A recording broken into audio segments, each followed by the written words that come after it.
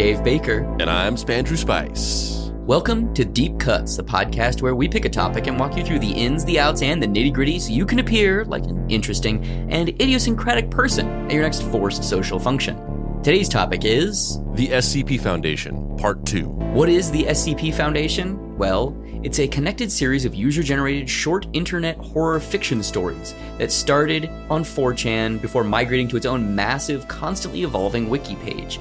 It's about a shadowy, government-adjacent organization dedicated to finding, containing, and transporting paranormal entities to an underground black site facility where they are all cataloged. The stories are told in the format of notes written by the organization members who observe the creatures. Through these cold, impersonal journal entries, a gigantic world of cosmic horror slowly unfolds. It's an example of the power of global creative collaboration, decentralized and open source storytelling, and it also slowly willed itself into existence and spawned a series of massively popular video games, books, and movies. Today, we'll be doing the definitive deep dive on the creation, rise in popularity, and cultural impact of one of the strangest and most entertaining group projects of all time.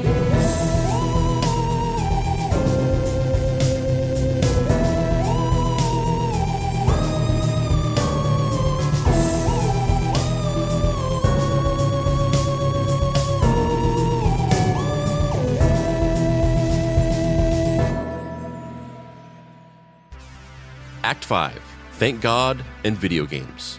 You may have forgotten SCP-173 with all the goings-on in this story since it got posted, but that humble old neck-snapping statue ushered in the first age of the SCP Foundation, and it did the same for the next one.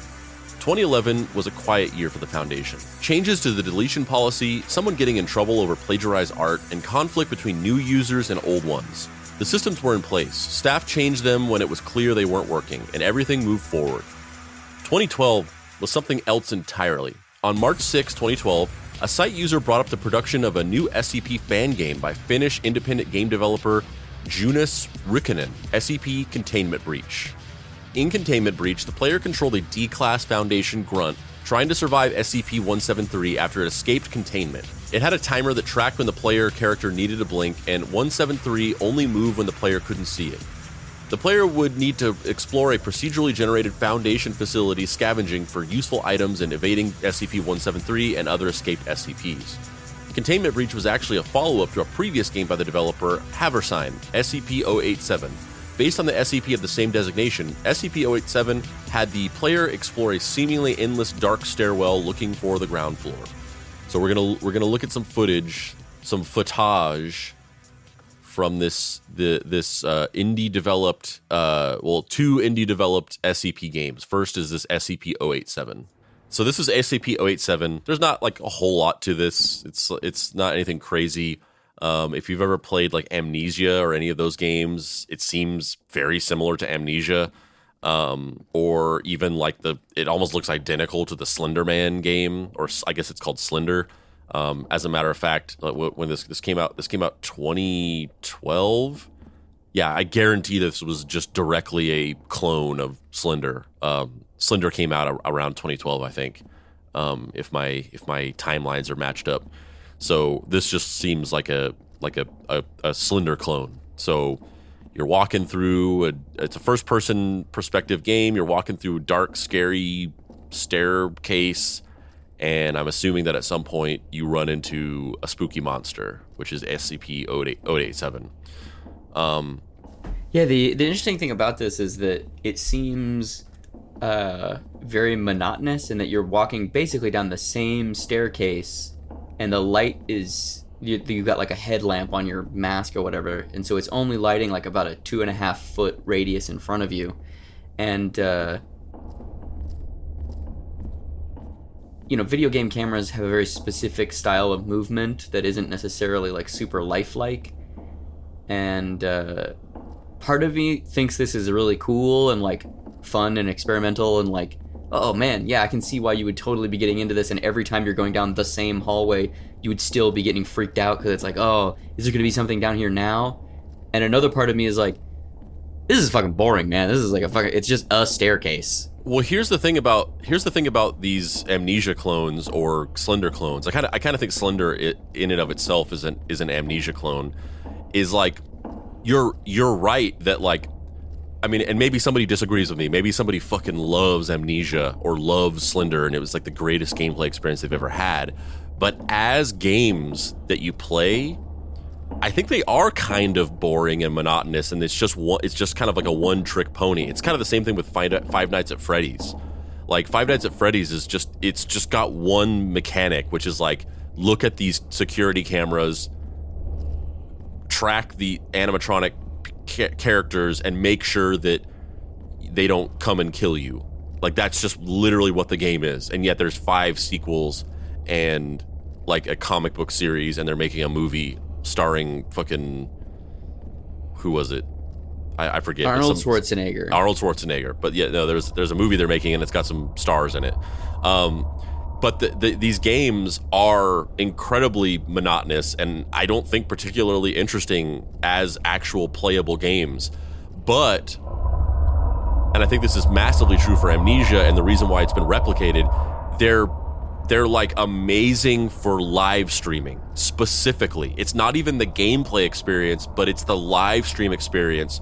Because watching this footage right now is not interesting. It's literally just a person walking down an endless staircase where you can't really see anything, and it's spooky.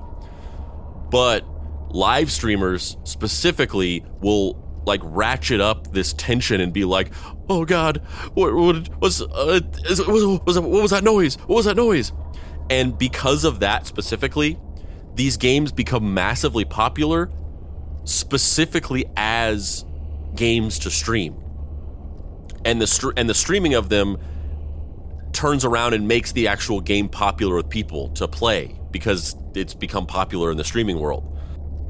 Is there an equivalent like that of movies, like TV shows that are kind of boring and nobody really likes, but there's like one like no way moment, and people film themselves no waying, and then that makes the show popular? Is there a version? I'm sure there is, right?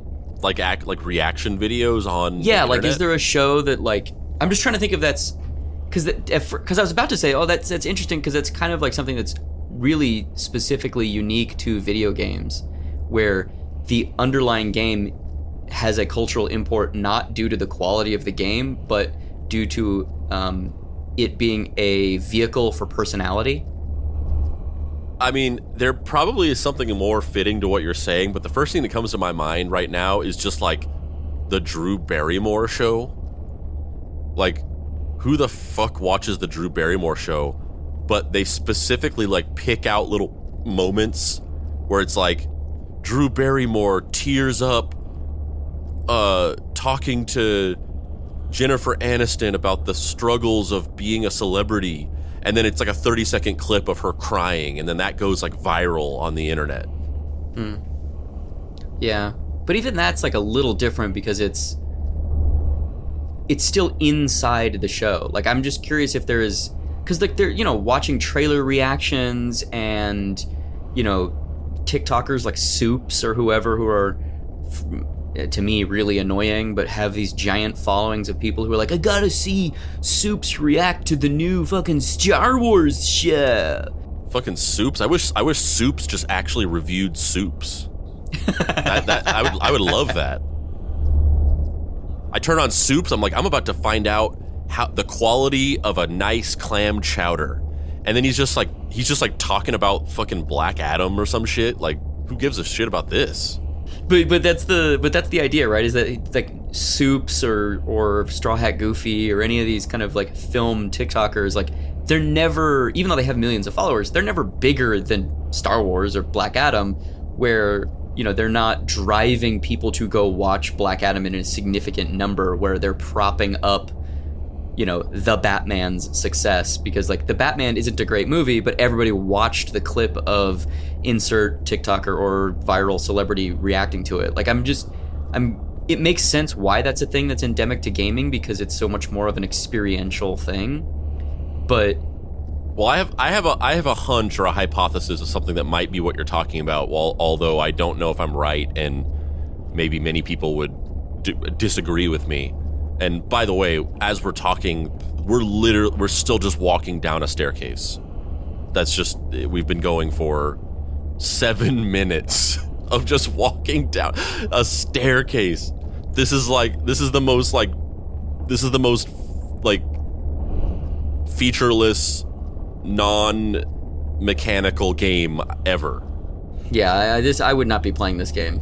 But you know that there's live streams where like this, they're just like faintly, they're hamming up the tension and acting like they're super scared, and it has a ton of views. I think maybe something like that, and this is my own personal hunch. I was actually just thinking about this the other day. There's like this huge contingent of people who I think in bad faith pretend like they love the Zack Snyder DC movies and like the Star Wars prequels and that fucking Avatar movie and the new Avatar movie that just came out, specifically because it's like anti-woke to love those movies. Like there's because like the Star Wars movies are thought of as these like woke bullshit movies by a certain amount of people, and because like people think that like the Marvel movies are woke and all this stuff, people love or have this personality where they love the Snyderverse movies and Avatar and shit as like a contrarian political stance against like the wokeness of Hollywood. And I don't think these people actually genuinely like these movies. I think that it's just like a weird political stance to be a fan of them. And so they make videos on YouTube and TikTok, and they drone on and on about the Snyderverse movies, and they talk about how James Gunn is going to ruin the DC universe and they should put Zack Snyder in charge and blah blah blah blah blah blah blah. And the point of it is the content and the political statement it is to say these things. And I don't actually think anybody really genuinely enjoys these movies. Like, it's so bizarre to me that there has been this like second renaissance of Avatar where everybody's talking about how Avatar is such a great franchise and they're so hyped for part 2. That movie sucks. Like, I know that's subjective to say, and like there's no accounting for taste, but the movie Avatar, aside from the groundbreaking 3D technology that it encapsulated, was like the most bland, nothing movie of all time. It was just like, we are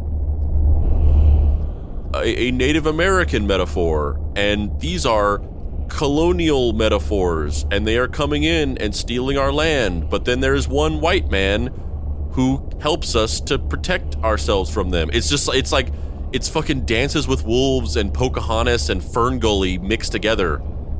And for some reason people are just like, that movie was fucking great. I think that's kind of what you're talking about. It's a political stance to like those movies, and they make content around it, but nobody actually likes those movies. I could also see, actually, now that I'm thinking about it, still a staircase. Still fucking staircase. Nothing has happened. There isn't even like a little pop-up like jump scare monster. No, this is bullshit. We can move on from this now. But the final point on the like streaming stuff equivalent of like movies being a personality vehicle or something is maybe something like the Red Letter Media guys' Half in the Bag or Best of the Worst, where you're watching them watch a shitty movie from the 80s and then they talk about the movie. And yeah, the movies are kind of there to be exposed to a wider audience, and people like to go watch, fucking Blood Debts or whatever, but Trick or Treat or what have you. But let's be real. The video that those guys upload that has 1 million views on it is 998,000 more views than most of those movies have received in the last 30 years.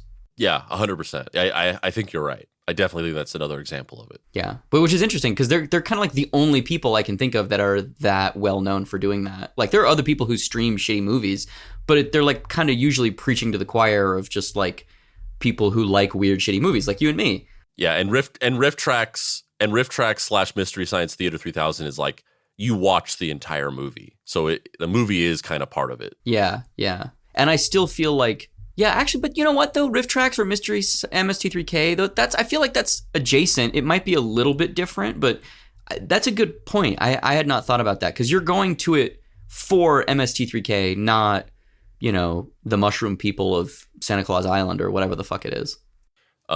Yes, I think that is absolutely true, and a less controversial example than mine, because I think there's probably many people who are just like, no, man, I fucking love Batman v Superman: Dawn of Justice. I genuinely think that was a good movie. Yeah, they definitely exist. Maybe we should have watched this, because we won't watch it now because we just fucking sat through that 7-minute video. But the second video was actually a let's play of that, so it was what I was talking about. It's a streamer playing this game and talking. That might have been a better video to watch, but we won't watch it now. But what I wanted to say about that is, despite the fact, and I was cold reacting to that. I hadn't watched that video yet. So that was the first time I saw how incredibly boring and uneventful that game was. However, my point still stands that regardless of how monotonous and uneventful that game was, it's absolutely crazy to me and really cool that a handful of people just started writing like short horror stories on a wiki page, and it grew to the point where somebody made a video game about it. Yeah, it's wild. And that's only just the first one. I mean, that's just the first fan game that had ever been made about it.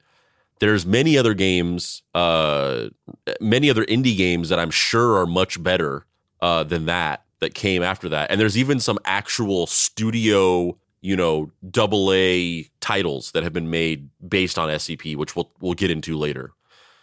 And that's crazy to me. That's crazy to me that like it wasn't like, oh, I wrote a book and got it published and then it spawned a franchise, or oh, I wrote a screenplay and it was made into a movie that spawned a franchise. It's just like a bunch, like 20 people who just like wrote little short stories with absolutely no copyright involved, no publishing involved, and it spawned a franchise that yielded video games and books. The game gained some traction, and it inspired Junis Rikkonen to make his own expanded version, SCP-087-B. Instead of just a stairwell, thankfully, the B version also featured hallways and multiple monsters instead of a single one that lurked at the bottom of the original version's stairwell. In an early version of the game, the player could encounter a monster with a black silhouette, body, and face of Finnish rapper MC Koo, who would say in Finnish, "I've even got a band of my own, Ressis Posse," before killing the player. But Rikkonen changed this when the game started getting popular outside of Finland. SCP-087-B became extremely popular on YouTube, with YouTubers like Markiplier and PewDiePie playing it on videos that got millions of views, putting it firmly in the same category of horror games turned popular Let's Plays like Amnesia and Five Nights at Freddy's. Let's watch a quick couple of minutes of an actual real popular streamer playing this game, just so we can see if watching a streamer who's very popular, I mean, this video has 6.3 million views. And this is a hugely popular streamer, Markiplier, 34 million subscribers. Let's see a few minutes of this and see if we can understand the appeal of why what we just witnessed could become a video with 6 million views. It's not better if you guys are here. It's just not. It's not good. Somehow it's just not. It's not better.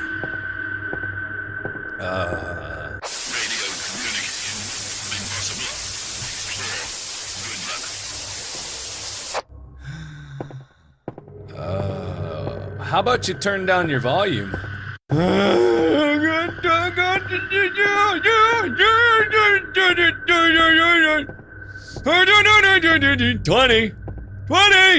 Turn around! Why? Upside down, I can't.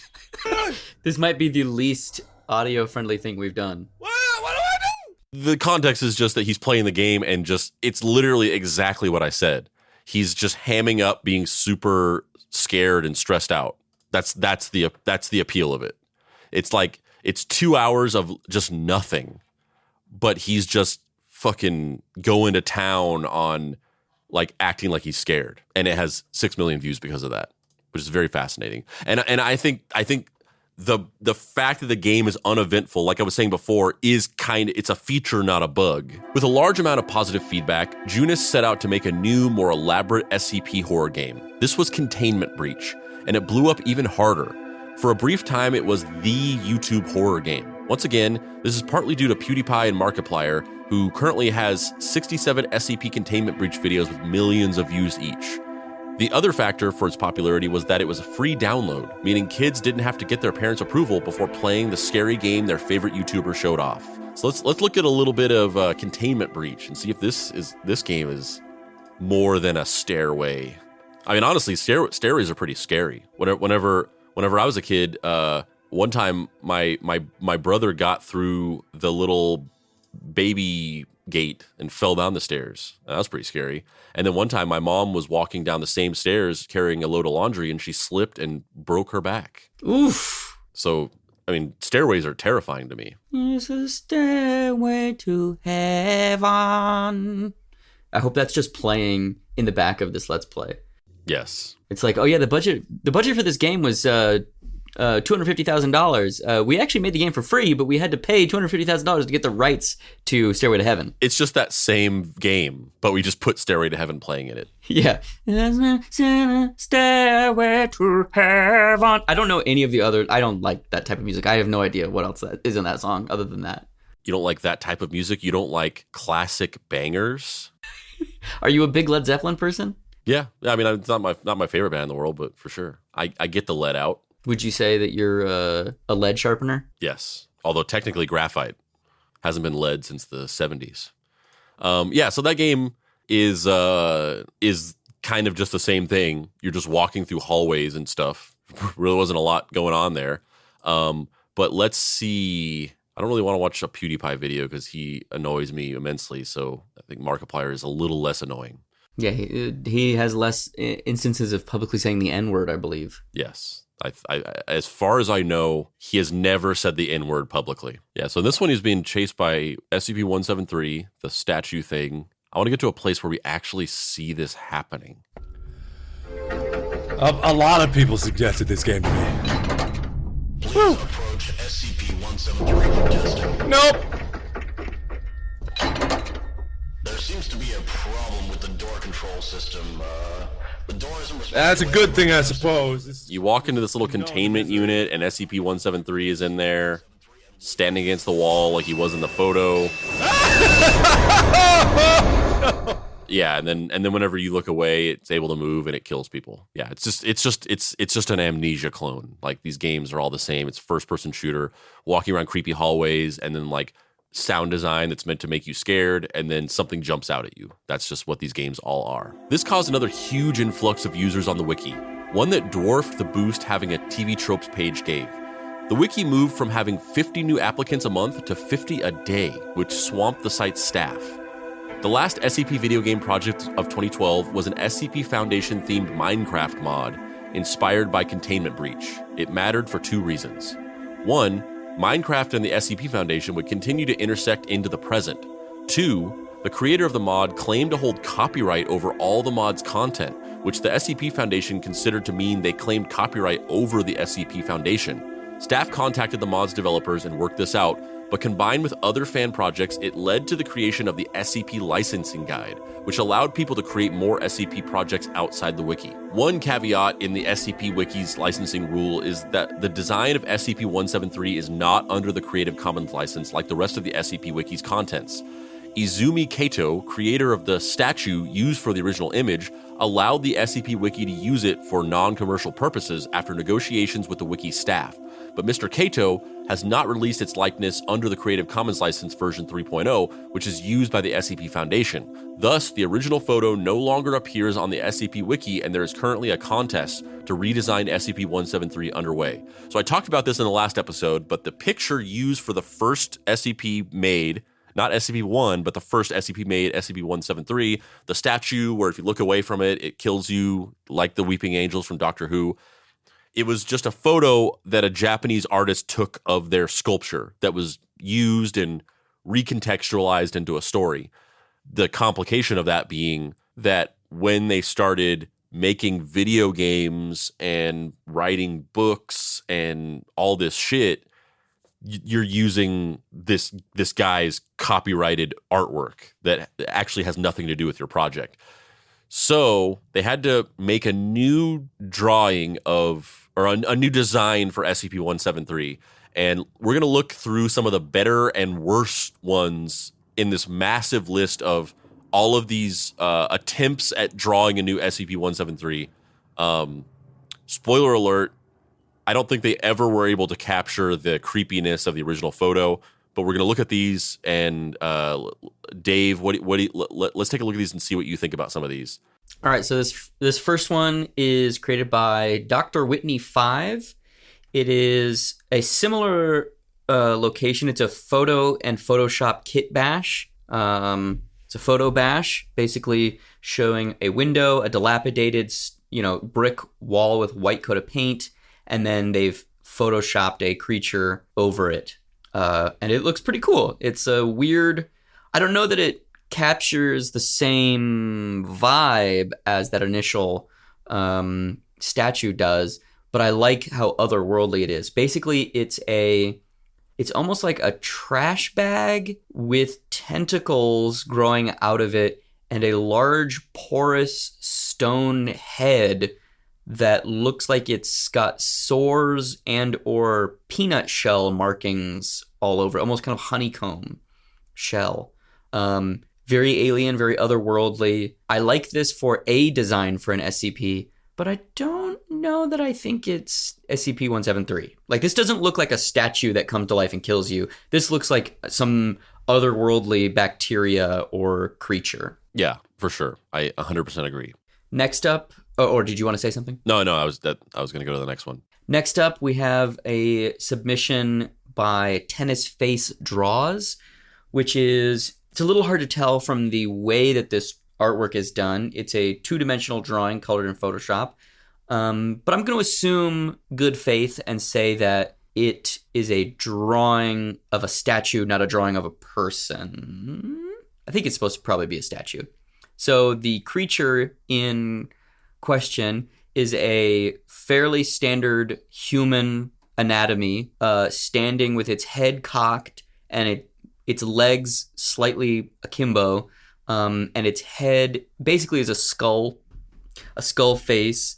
And the thing that differentiates it from being just a standard human is that its arms have been submerged into its chest cavity, as if almost suffering from some sort of birth defect, where it was born with its arms crossed across its pelvis, and its hands. Got like its arms are like web. It's got like webbed skin connection between like its forearms and its torso, basically.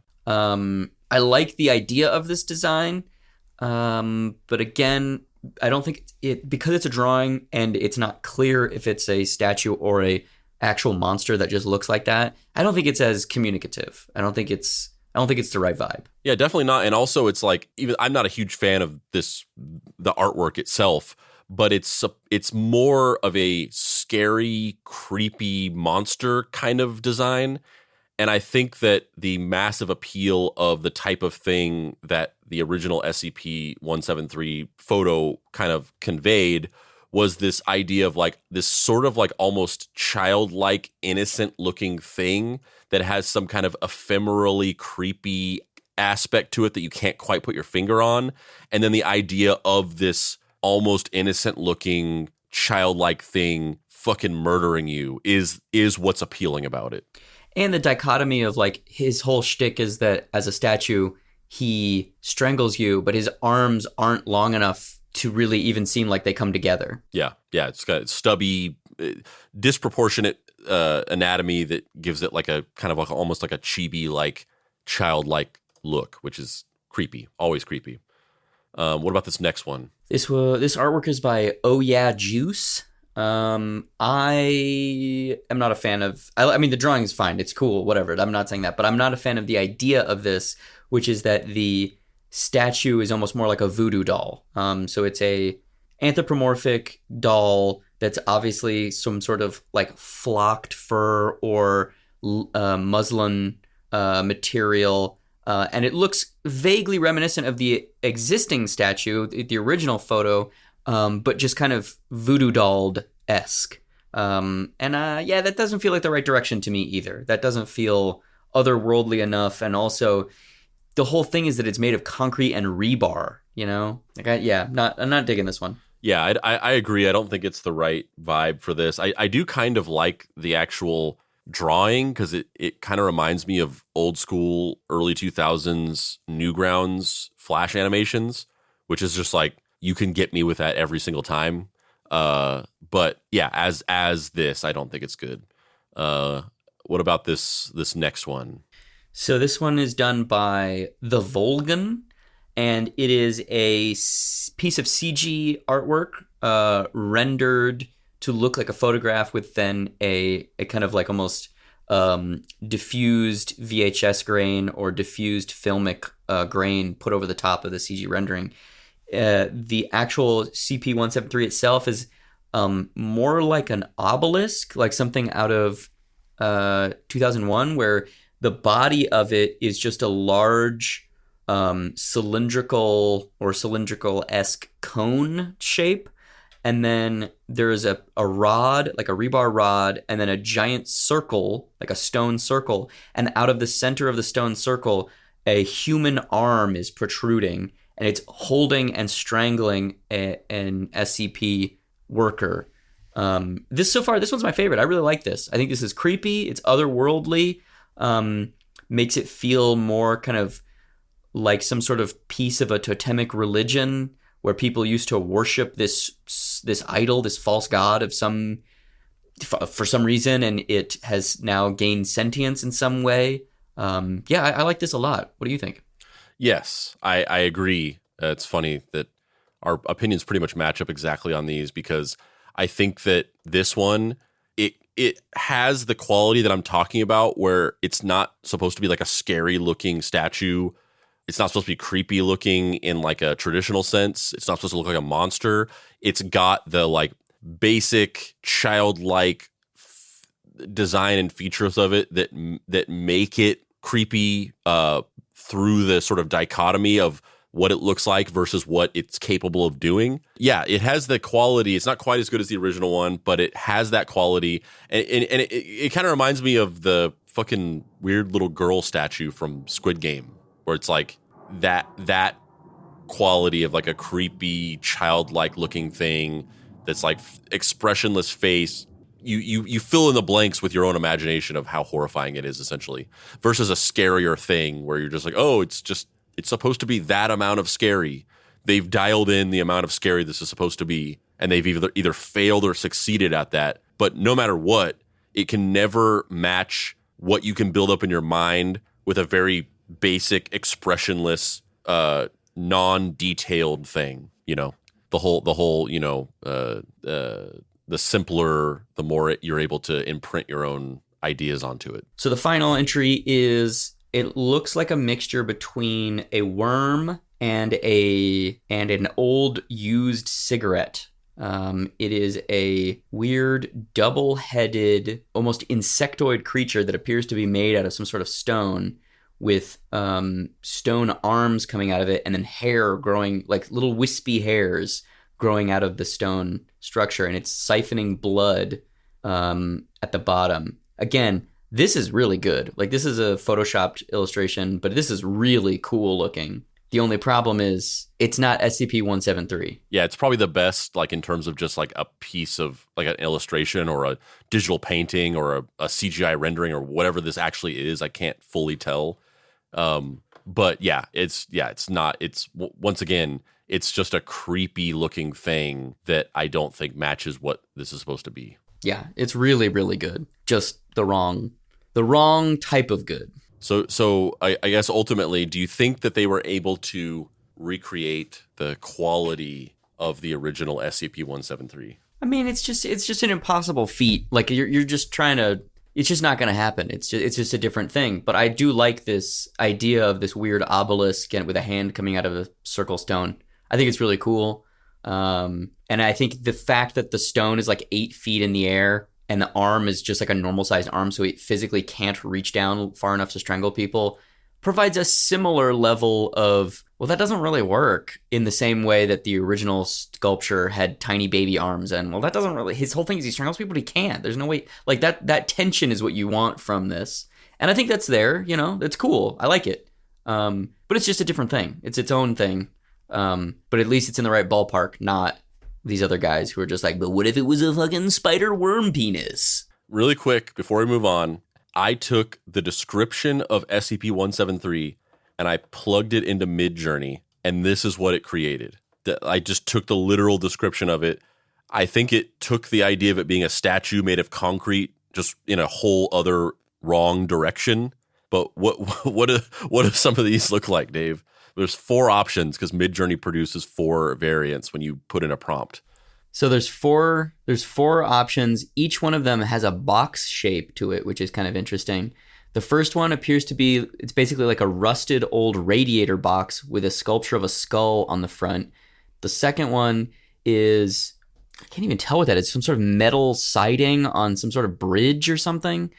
And it also has a large face-esque sculpture on the front of it, but it's not a skull really. It's like, it almost looks like the back of the Rocketeer's rocket with like eye holes on it. And then underneath it, it just says SS and then a not letter that's like rusted onto the sheet metal. The third one is a giant like public works sculpture where the torso is, it looks to be about, I don't know, maybe 15 feet tall. The torso is a large man's chest in a business suit. The head appears to be the head of an old-time radio, and then it has long cylindrical arms, kind of almost like the back of the design of the Joe Quesada Iron Spider costume from Civil War, where they're just like weird spindly spider legs that are attached to his back. He's got 1, 2, 3, 4, 5 weird spindly legs coming out of his back. And then the final one appears to be some sort of yellow newspaper box that, you know, you would like find on the street, and it has the similar skull to the first option, emblazoned on the front, like sculpted onto the front, and it has S33 tagged on the front of it, and it's rusted and looks to be sitting in some sort of abandoned field. Yeah. So do you think that the AI was able to accurately create the new perfect SCP-173? That's going to be a negative, Ghost Rider. Negative. Yeah, this didn't even come close to anything that I anticipated or hoped would happen. Like when I plugged it in, I was like, oh, I'm sure it won't produce like anything good, but I at least thought it would produce something that looked kind of like a monster and not just like weird boxes made of metal. The SCP Foundation grew quickly in the early years. A massive boost in popularity seemed to show up every other year. But that slowed down after 2012. The SCP Foundation's next big boost wouldn't come for several years, and as always, there would be complications.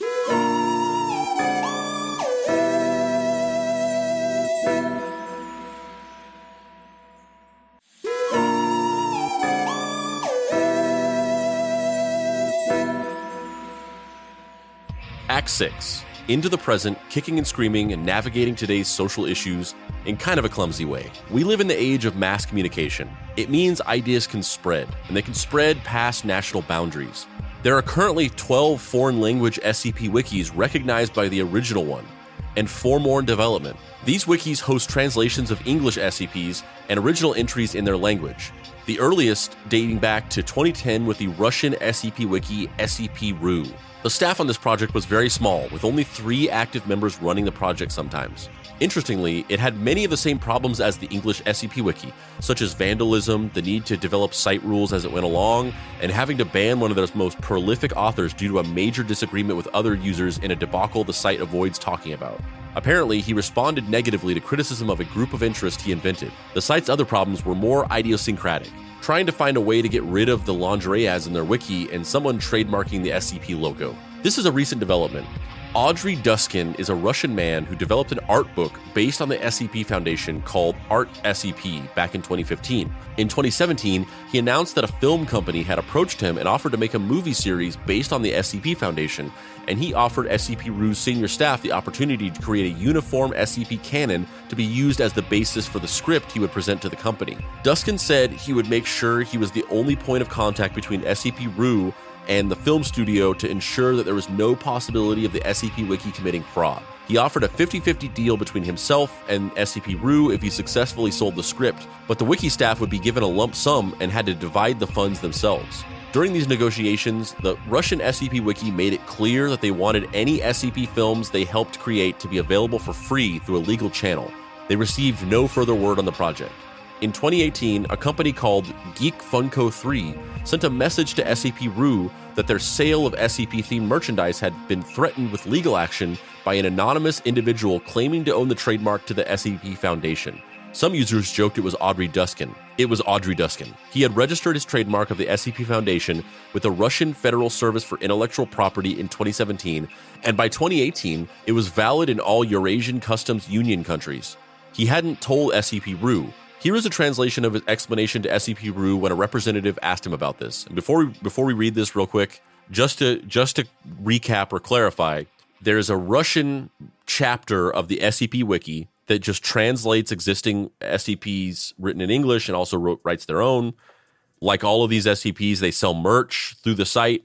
SCP itself is a completely open source concept that's in the Creative Commons, which means that anybody can play in the world, write stories, publish books, so on and so forth, just by utilizing this Creative Commons license, which the Creative Commons license range from version to version, but it usually includes just like crediting the original creator, in this case, the author of the stories that you use. That's usually what a Creative Commons license entails. This dude published his own coffee table book of artwork that's inspired by SCP, and then, at least according to him, a Russian film production company approaches him about making a movie based on his book, which in effect was just artwork inspired by SCP. He then trademarked the SCP logo and the SCP name as if it was original creations that he had made with his book, and then turned around and sent a cease and desist letter to the Russian SCP Wiki telling them that they could no longer sell merchandise with SCP IP on it because he owned the copyright to SCP in Europe. That's what happened here. A very reasonable thing to do. And now we're going to read his justification for what he did. As for the trademark holder request, I'll explain that now. Given that I'm putting a lot of money into promoting the universe and creating media content, arts, books, tabletop games, etc., I had to make sure no one shifty enough jumps in and profits on the PR I'm making, because in that case, I'm losing the resource to get my own investments back. So I have 100,000 more rubles, approximately $1,400, and registered a trademark valid in Russia and Eurasian Customs Union. This doesn't matter in the community at all because I've always supported the community's decision, the words and actions that you, Gene R., Evive, Blackbird 5154, Mertenaum, and the rest make. But I'll be a problem for all them randos. I've contacted those guys and offered to coordinate our actions. They told me to fuck off. In turn, I contacted VK.com admins and kicked that group out of VK. Next thing, those guys started threatening me. Now, knowing where they placed their request, I'll find out the customs and we'll file a report to the Procuracy. Those guys seem to be real frauds. For real, the customers should be sought and a collective police report should be filed. So this is like a very small scale version of the Ultraman in Thailand thing, but even more shady because even at least in that situation, like they had a licensing deal to make one Ultraman movie in Thailand, and then they tried to use that to like pretend like they had like IP rights to Ultraman in perpetuity in Thailand, whereas this is just literally a dude who like made some fan art and then pretended like the fan art was the original thing and then copyrighted it and then tried to claim ownership of the entire universe of this fucking thing. Duskin seemed to think that he had a special link to SCP-RU that made him more legitimate than other people selling SCP merch, despite the fact that it was wiki policy not to interfere with third-party vendors unless they claimed ownership of any part of the SCP Foundation's intellectual property. Duskin claimed he filed the trademark to help him make SCP films and video games, as well as to secure the cooperation of major Russian book publisher Exmo. Though in 2019, he claimed to have made his own publishing house specifically for art SCP. His trademark also gave him the rights to downloadable electronic releases, which theoretically allowed him to claim ownership of SCP-RU itself. This never came up because his main activity was trying to get cut of sales from all Russian SCP merch vendors and threatening them with legal action if they didn't comply. When Fear Phantom, the creator of the SCP fandom box community on the Russian social media platform VK, told Andrew that CC BY SA 3.0, the Creative Commons License 3.0, was the official license for the SCP Foundation across the world, this was Andrew's response, according to a direct message chain shared to SCP-RU by Fear Phantom. We're living in Russia. Rules are a bit different here. So you'll be telling tales about Creative Commons to your cellmates in the detention center. Fun guys they are. I'm growing weary of this exchange. Channel's closed. When Russian YouTube channel SCP Protocols released a video criticizing Duskin for attempting to trademark the SCP Foundation, which included a line implying Duskin should take his trademark documentation and shove it up his ass, Duskin responded by claiming SCP Protocols had been paid by Geek Funko to slander him. He claimed the proof of this was that the channel had promoted Geek Funko merchandise. The international SCP community has raised $164,000 in a GoFundMe campaign to pay SCP-RU's legal fees. At the time of this episode, Russian courts have ruled that Duskin did not create the SCP Foundation or its logo and never gained ownership of it, and that his business practices may produce an illegitimate monopoly. His trademark still stood as of 2021, though, and the proceedings appeared to be unresolved. Given Russia's current war footing and uncertain future, the case may remain in progress for a very long time. In 2018, while the Russian Foundation's legal battle was just getting started, the English SCP Wiki was hitting something of a low. In June of that year, staff on the SCP Wiki decided to commemorate Pride Month by changing the SCP logo on the wiki to a rainbow version for the whole month.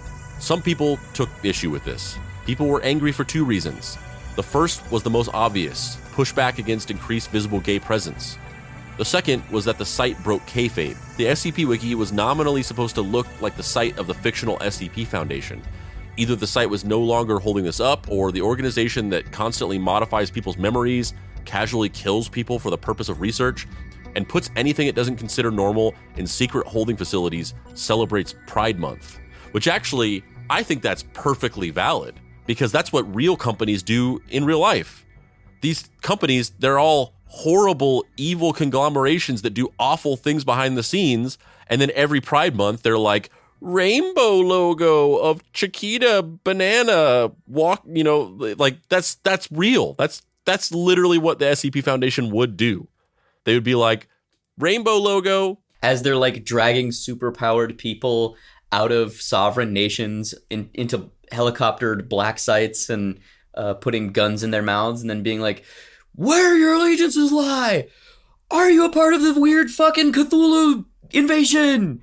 Also, you don't have to tell us your sexual preferences, but if you're, in a little smooching, we got these complimentary rainbow stickers for you. Yeah, if anything, it's like better, because at least like what SCP doing is like a little more morally charged in a positive direction than like, the fucking Mars M&M's company being like, we changed the green M&M to be less misogynistic, but also we're responsible for multiple deaths of slave labor in foreign companies where our factories are located. Like it's just fucking horrible and bleak. When the whole story filtered into the broader internet, it led to the large-scale harassment of the SCP Foundation Wiki and its Facebook page. On the wiki, moderators began banning anyone who spoke negatively about the logo change, then banning anyone who argued they shouldn't ban people just for speaking negatively about the logo change, which turned into a massive feedback loop and a large number of bans. The SCP Facebook team, which was largely independent of the main SCP Wiki,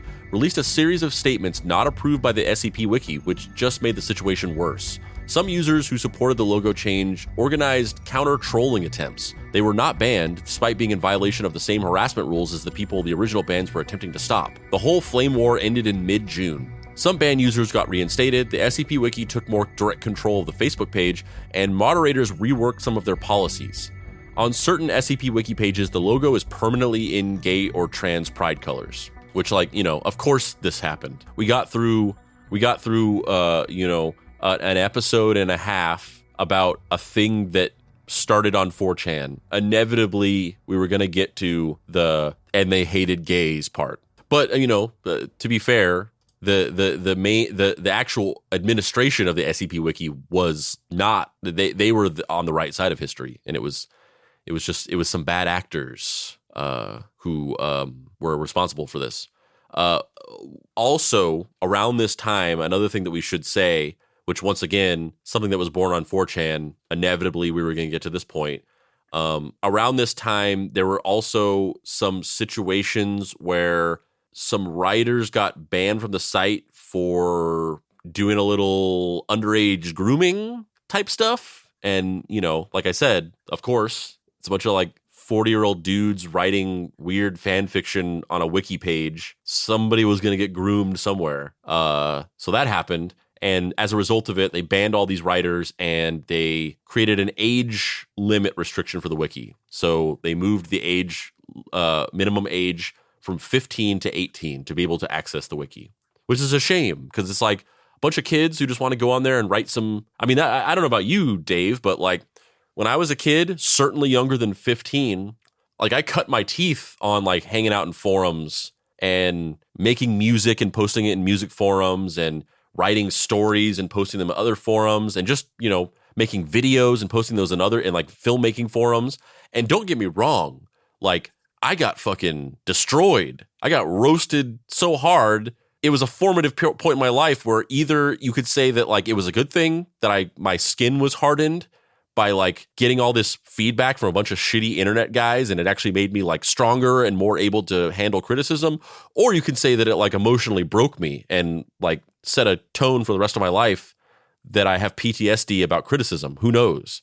But it's a shame that somebody who's, a 15-year-old or younger is deprived of that experience for something that is no fault of their own, because some guys did some shitty stuff that is fully on them. Like it's their responsibility. They're the ones that did it. It's not these kids' fault. And yet they don't get to go onto this thing and write stories. It's just kind of shitty. Yeah, it is.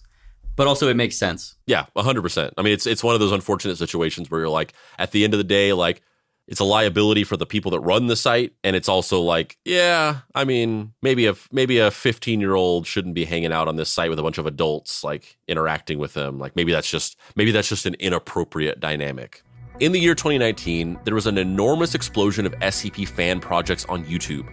Animated videos, narrated SCP articles, and gameplay from modded Minecraft games all brought the SCP Foundation to a new audience. One of the biggest products of this boom was 2020's SCP Overlord. Before we take a little bit of a look at this, so this is a short film based on the SCP. I keep struggling to know what to call it. IP, concept, franchise, whatever. We're not going to watch this entire thing because it's 34 minutes long, and we've already watched it. And if you want to check it out, just go to YouTube and type SCP Overlord. But I just want to say there's a bunch of short narrative films about SCP, which a lot of them are cool. There's also a ton of content on YouTube of just compilations of SCP stories being read.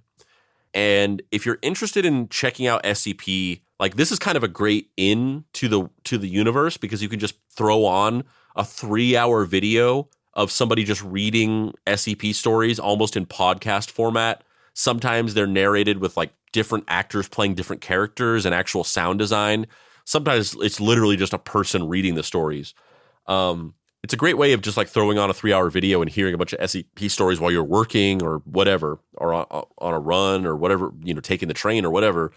Although I would just say that like a lot of them are bad. Like a lot of the quality, like there's ones where it's like grating to listen to because it's so bad. Like the people who are reading are just bad at reading. So you got to find the good ones. But we'll watch a little bit of SCP Overlord. Everything I'm about to tell you is classified under a level 3 security clearance.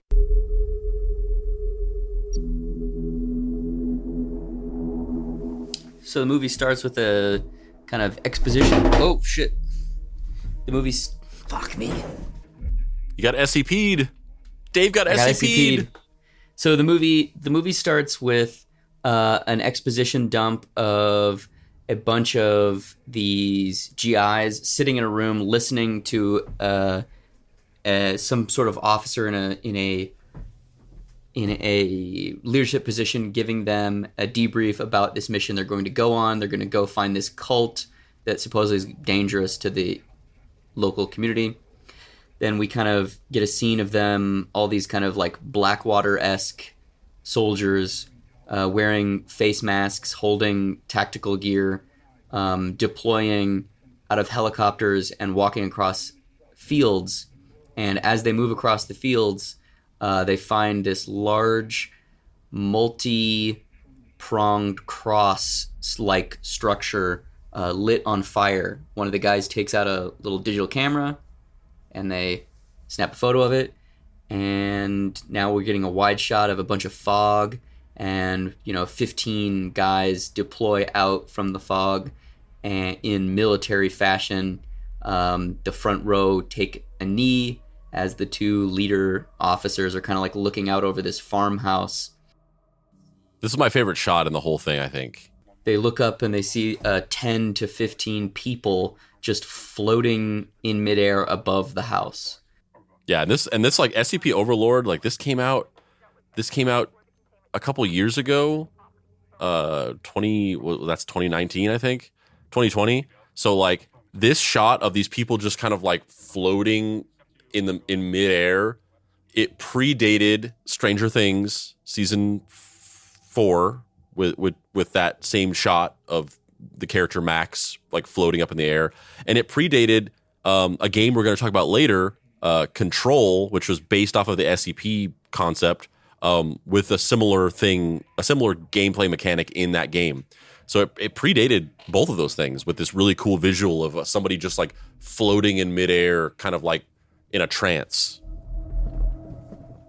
I also really like in this short, like one of my favorite things about this lead up to in the beginning of it, I really like the cinematography mechanic of shooting like aerial shots of them where it's almost kind of like in night vision, or like all of the highlights are just blown out to almost white. So you can see a top-down view of them advancing through this field, and it's supposed to be an aerial shot, but it also looks kind of like a map in a video game, and it perfectly conveys the geography and the movement of the characters in a very kind of like clinical, militaristic way. And I think it's really interesting. It's really interesting to just like, we want to show you that these characters are progressing forward and walking through this field and tactically and maneuvering around trees and things like that. And instead of showing like close-up shots of that happening, we want to like blow out the scope, make it seem much bigger, and also really convey the tactical nature of it by showing these like top-down aerial views that almost look like a map in a game, as that you watch, that you use to navigate around a location. And now we've just watched a scene of all of the like GI dudes kind of doing combat drills, seek and finds in the house to see if there's anybody there. And then they go upstairs and they find the leader of the cult with a bag over his head sitting on the floor in front of a 45. And he reaches forward to grab it, and the main guy pops him twice in the chest.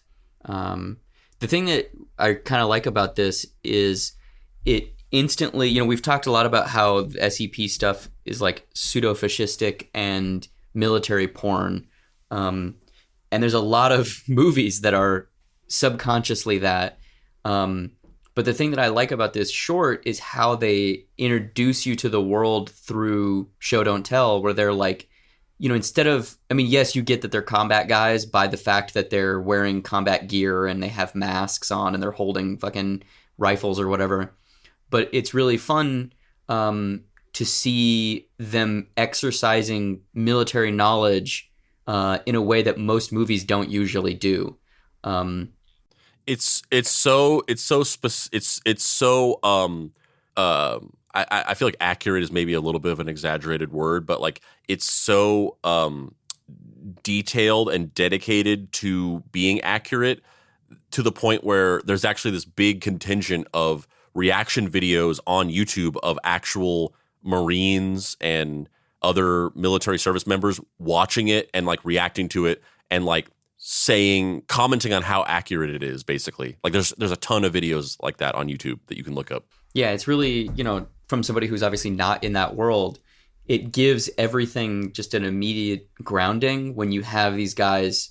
Even just the fact that like the shot where they walk out of the fog and you think it's like a cool, action movie moment where it's like, these are our guys and we're going to be following them as they're doing cool stuff. But then they just like use a standard deployment and like the front 5 guys all take a knee, the back 2 guys spin around to cover their rear, and the 2, highest ranking officers stand in the middle and like reconnoiter where they are.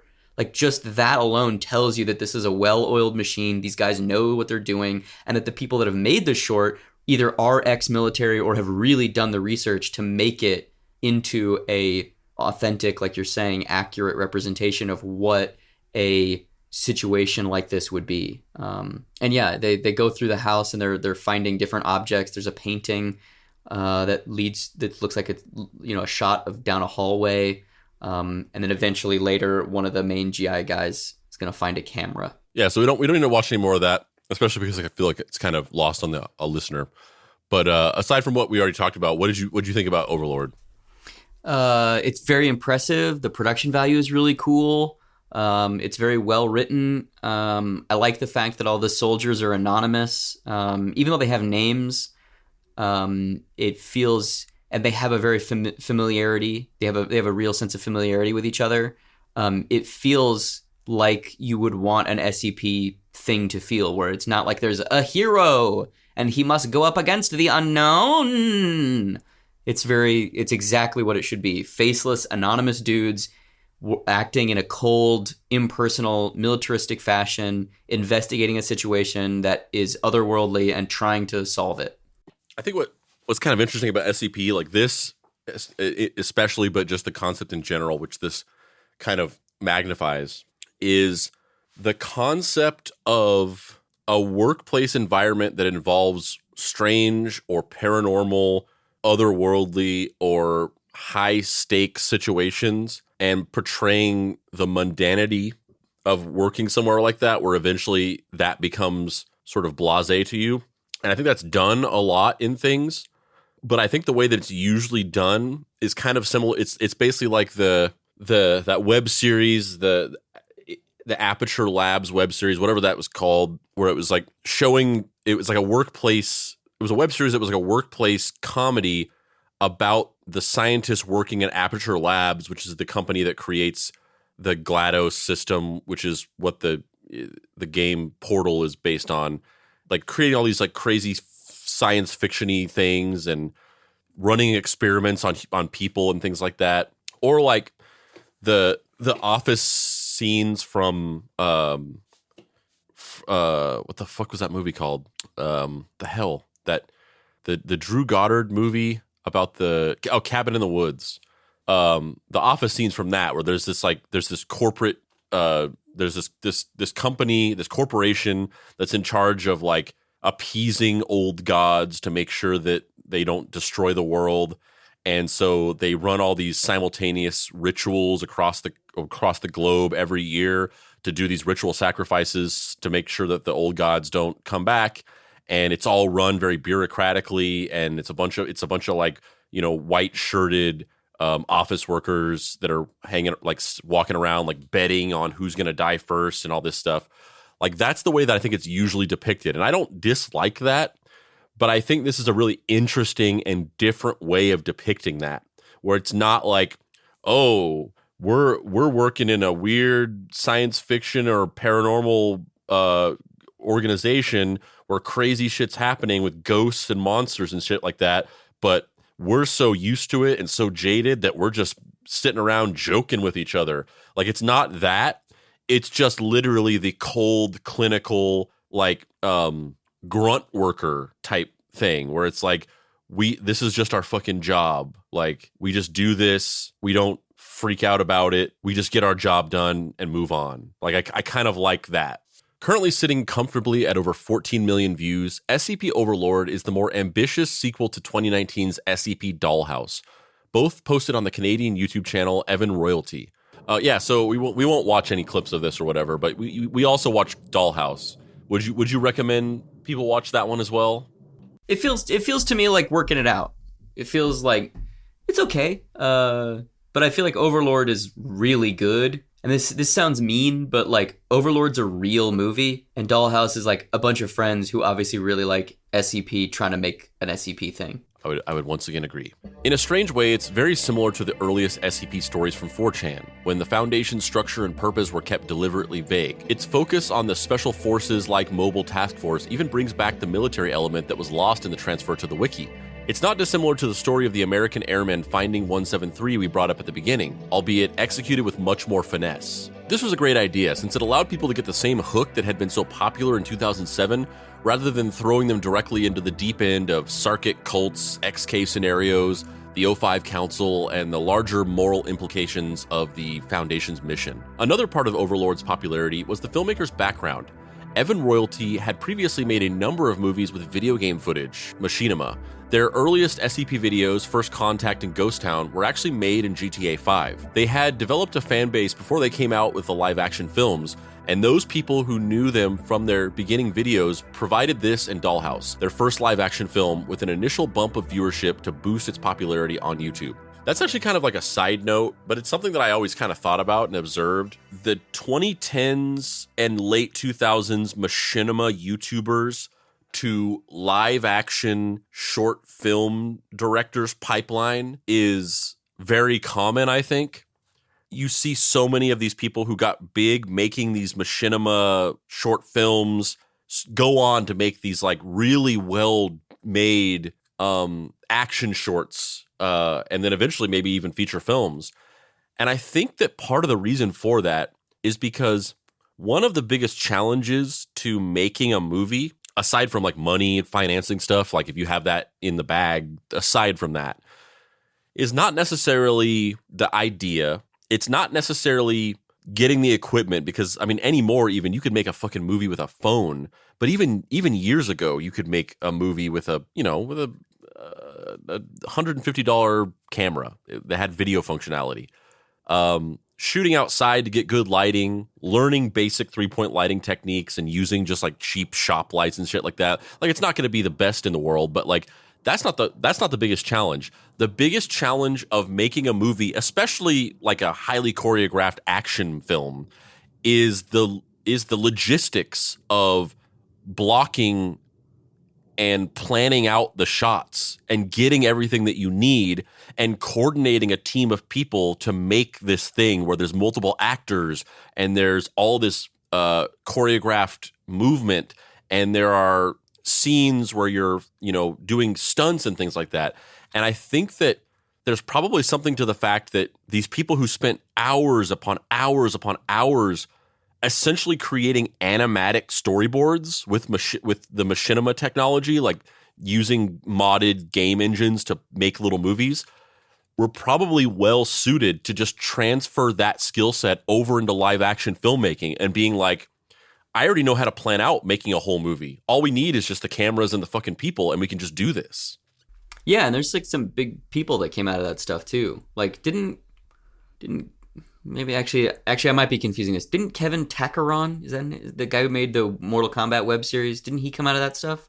Or was he a part of the company Machinima? I think he might have been a part of the company Machinima. Never mind. But Machinima started out making machinimas. That was what they originally did. And then they branched out and became a multimedia company, but they started out as a YouTube channel that made fan film machinimas. It also exposed the Foundation to a new group, the gas mask and tank-loving wargamers, including both the real soldiers and veterans of various countries, and the armchair soldiers who enjoy the nerdier shooters like Stalker, Arma, and Escape from Tarkov. Admittedly, some of these already knew about the Foundation, but the live-action movies fill the void in this crowd's heart for stories about soldiers that weren't preachy, exaggerated, or nationalistic.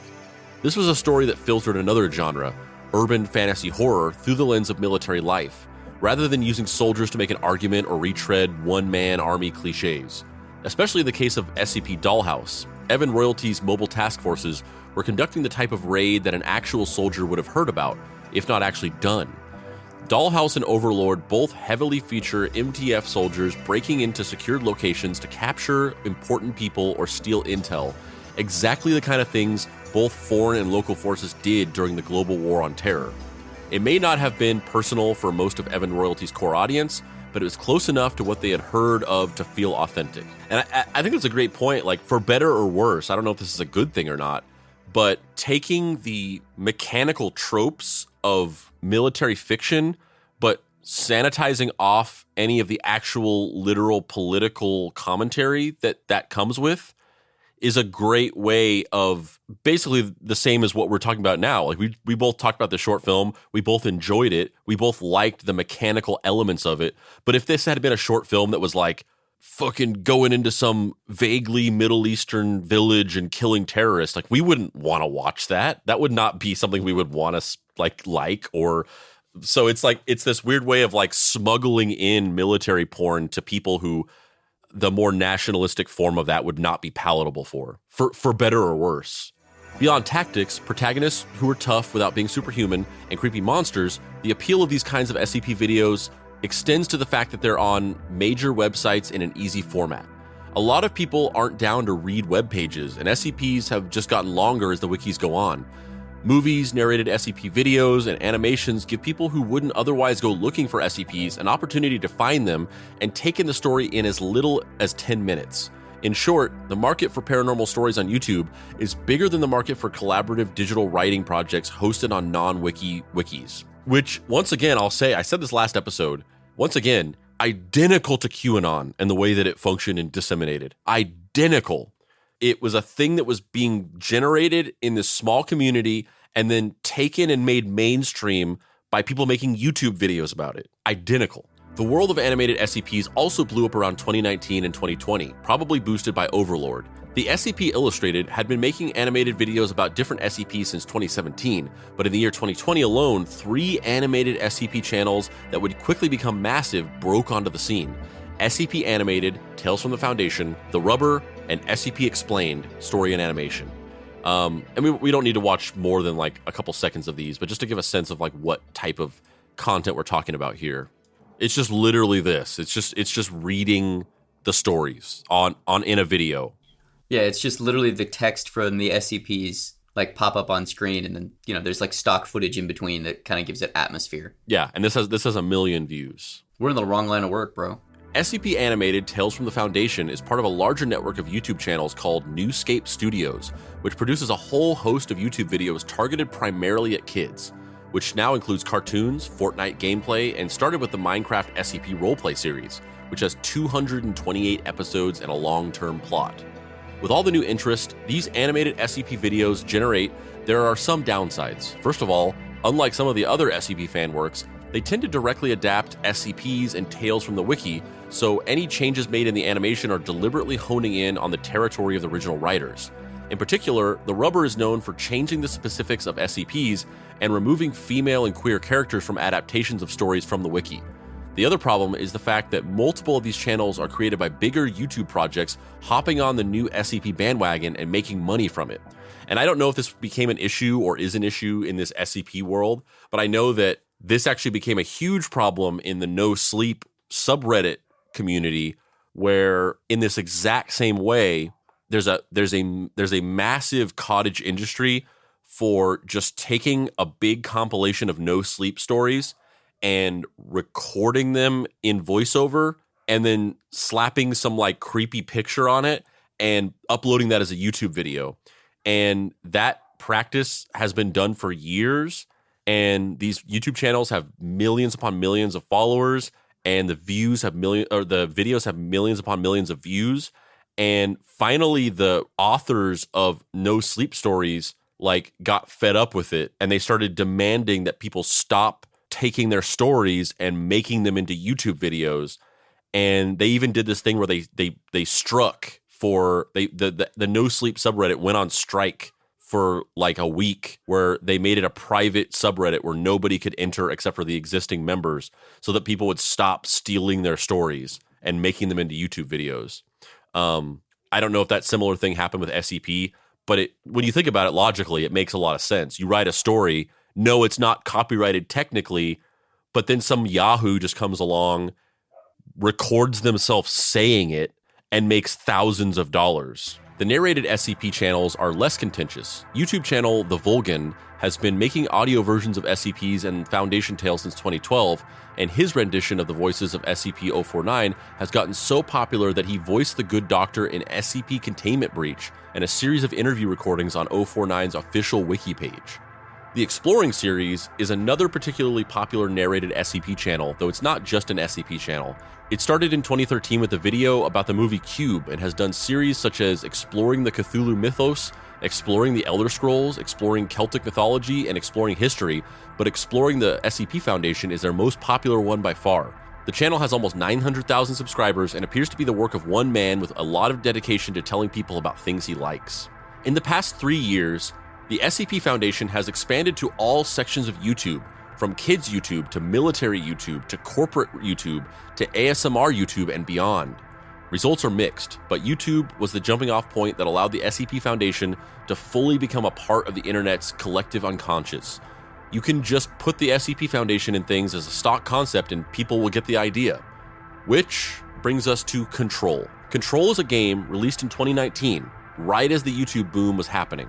It was made by Max Payne developers Remedy Entertainment and puts the players in the shoes of the newest director of the Federal Bureau of Control as they enter the oldest house and do battle with a paranormal entity known as Hiss. This was Remedy's first release after splitting from Microsoft in 2017, and it ties in with their previous Alan Wake series. The Federal Bureau of Control is fully a takeoff of the SCP Foundation, albeit one directly operated by the US government rather than having the SCP Foundation's nebulous NGO status. And we'll watch a trailer for Control really quick and then talk about it a little bit. So here's the floating people in midair visual. Smart, savage, and batshit crazy, says IGN. An action game unlike any other from Games Radar. Dave Baker says, I ate an entire bucket of pretzels and fell asleep, and I didn't play it. What if Christopher Nolan made an SCP game? Yeah, so I mean, this is once again law. I feel like we're batting zero on clips that the listener can actually like understand or enjoy, because this is just totally lost on them. It's just music. It's all in the visual. But before we talk about it a little bit, so I mean the trailer. It's a third person shooter with heavy story elements.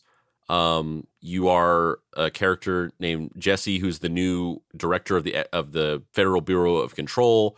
You're going through this massive headquarters, fighting this like weird ephemeral spirit creature who can possess people.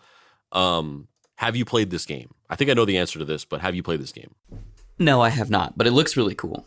Yeah, so Control, so as it kind of said, Remedy Entertainment, they started off developing Max Payne, so they were kind of like the pioneers in developing the boom of violent third-person shooters that kind of surfaced in the mid-2000s.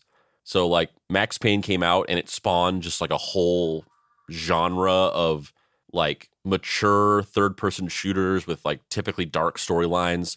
And they also created the bullet time mechanic, which is still used to this day, where when you go to like fight people and shoot people, you can slow down the action and like take your time aiming, and you can like jump through the air and be like flying through the air in slow motion while you're aiming and shooting like three dudes. They created that mechanic in gaming, which in and of itself was inspired by The Matrix. And like bullet time is just a common mechanic of gaming now. But when they went and they became independent, they started developing games that I would say are one of my favorite genre of video games, which is weird David Lynchian visual novels with light gameplay. So the Alan Wake series, which is exactly what I'm talking about. It is this paranormal, weird David Lynchian walking simulator game where it's just essentially a story and you choose actions and you say like, I want to do this and I want to do this. You make decisions and you're just playing through the story, and then there's some light gameplay. And then Control is basically them leveling up and being like, we're gonna take Max Payne and these like walking simulators and like meld them together and make a weird David Lynchian visual novel that also has a heavy third-person shooter gameplay mechanic to it. And Control is great. I love Control. I would highly recommend playing it. It is, like I said, it's just a very bizarre, sort of abstract, creepy, but also like avant-garde in a lot of ways game that I would highly recommend. And the crazy thing is that it was all inspired by and created in response to this small community of internet fiction writers. They didn't directly do an SCP game. They kind of did the whole like, what was it? Danger Duck, or what were those weird like Destroyer Duck. They did a thing where they're like, we're gonna do a palette swap of SCP and like change all the names, but it's just SCP. We're gonna make a copyrightable SCP. Yeah, and it was Game of the Year, I think in 2019 or maybe 2020. It's a great game, and it's crazy to me that it came from this thing. Control differs from the SCP universe in that it is a general explanation for where all of the paranormal stuff comes from.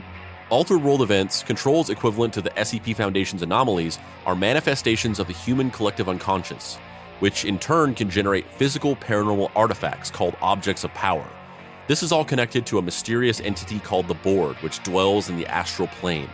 The reason the game is so similar to the SCP Foundation is that the developers wanted to make a paranormal story based in an ordinary setting and wanted the mundane elements of an office job at a massive organization to contrast with the strangeness found within. The developers found the SCP Foundation to be a good starting point for that, but filtered through Stanley Kubrick movies and Cold War spy drama. Along with the web series The Backrooms, Control represents a new stage in the SCP Foundation's existence, as it influences later projects, influencing things outside of it as well as drawing people in. So let's get into the spirit of the thing and play with the format. Anomaly log, 16th entry, internet mythology, threat assessment, low. Possible damage, wasted time, emotional stress, hostile human-to-human interactions. Written 05-17-0166. The entity, codenamed Internet Mythology, is a self-replicating pattern of fictional concepts related to an organization referred to as the SCP Foundation, which exists to either study the paranormal or keep it secret from the public. Specifics from the accounts of exposed individuals vary. The entity demonstrates the ability to force those exposed to it to perpetuate the pattern. Observation of historical records show it has grown exponentially since its first recorded instance in the old chronology year of 2007, constantly mutating and migrating to multiple different forms of media. It demonstrates a remarkable adaptability to different times and cultures, and is able to generate overarching support structures based on other societal institutions to ensure its survival. Some subjects exposed to it, these subjects are designated hypersusceptible, will become deeply emotionally invested in the pattern and perpetuate it using their preferred forms of media. Hypersusceptible subjects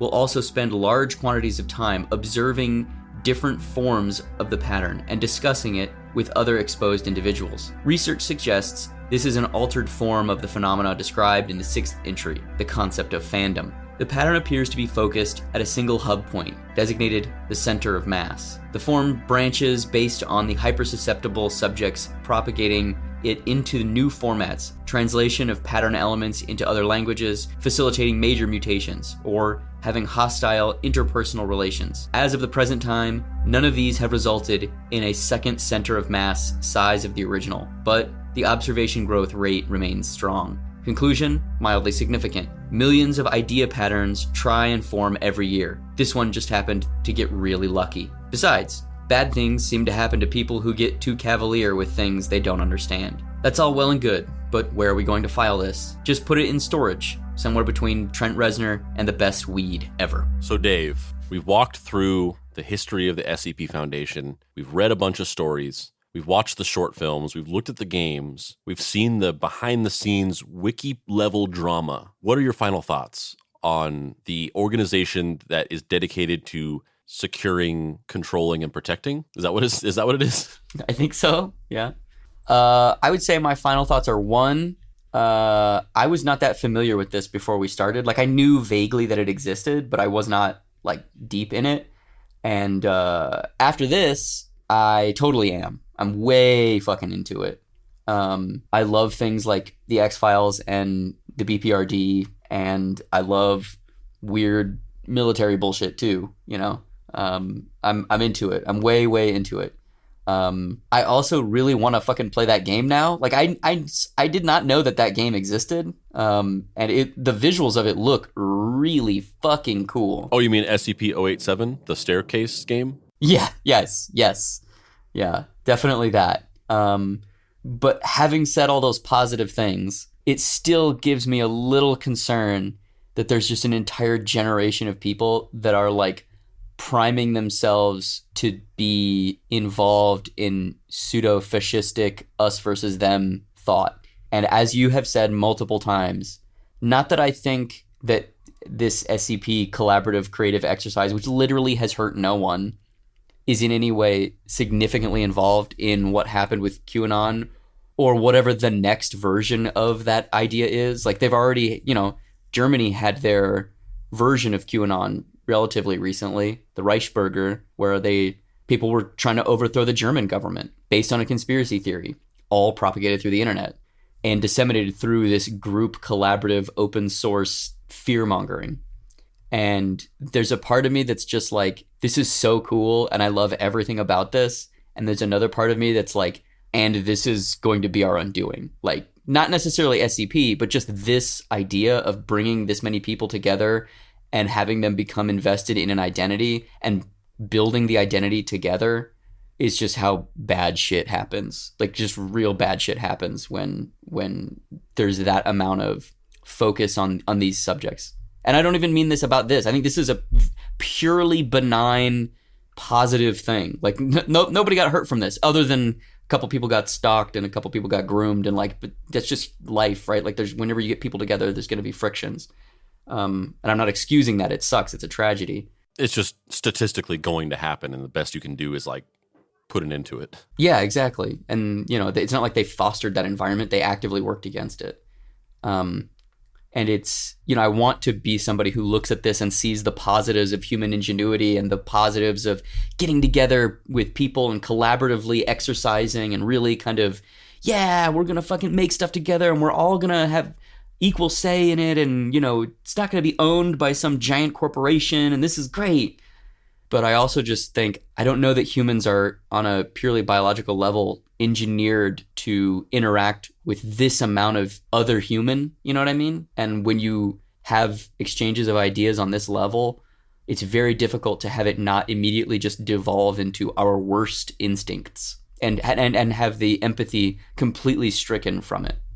Yeah, I think it already has been our undoing in the macro, not SCP specifically, but what SCP represents, while very cool, and I like it, and I think that it's in and of itself harmless and just creative stories. I think that over the last 30, 40 years, our minds have just been like fucking Swiss cheesed by the concept of fandom and the blurring of the lines between like what's real and what's not real when it comes down to the fact that a kayfabe fictional organization dedicated to tracking and cataloging paranormal creatures is functionally identical to any conspiracy theory that you could come up with, as long as enough people believe it to be true. And I think that because we've watched so many movies where the crazy conspiracy thing is the truth and the people who seem crazy were right all along, many people just think in that way now. And I think that that's why there's this identical direct parallel between SCP and QAnon that I've pointed out multiple times in this episode is because they're functionally identical in terms of what they are. It's just that one happened to be playing in a certain sandbox that was like real life things that affected reality. But conceptually, they're identical. And the idea of people being slowly trained to think in those ways has potentially negative repercussions that we can't even really fathom directly. But that being said, I think the really cool thing about SCP is, I mean, I love character-driven things. I love character-driven storytelling, and I'm going to say I probably prefer it. I really like developing characters and reading about characters. I think many people do. But I think that there is a charm and in certain ways a tactical advantage to this very kind of like objective, non-character based way of telling a story that makes it kind of like shark jump proof, you know? Like you can see this going on forever and never really getting stale or never going, I mean, it can go too far, as we saw during the LOL Foundation period where they started making it character based. And then once you make it character based, then people are like, you have half people being like, I kind of don't like these characters, and the other half being like, I do like these characters, but like they've gone to they're too over the top. They've become character, you know. Whereas like the way of telling these stories is agnostic to a style. Really, it's not about the style. It's about the convey. It's a medium that conveys ideas, and so because of that, you could see SCP just living on forever and never getting stale or boring or jumping the shark in the way that long-running TV shows do, or long-running movie franchises do, or even like long-running comics do if they don't switch up the storylines. It's kind of future-proofed against that, which I think is really interesting. And though I would say I prefer story-based storytelling or character-based storytelling, I find this really fascinating and really appealing in that it is sort of like, it's one of the biggest, most popular types of storytelling that is not character-based and doesn't have characters. Yeah, it's funny because I almost feel like the idea of this is so American. You know, we love us versus them narratives. We love military porn. We love power fantasies and displays of competency.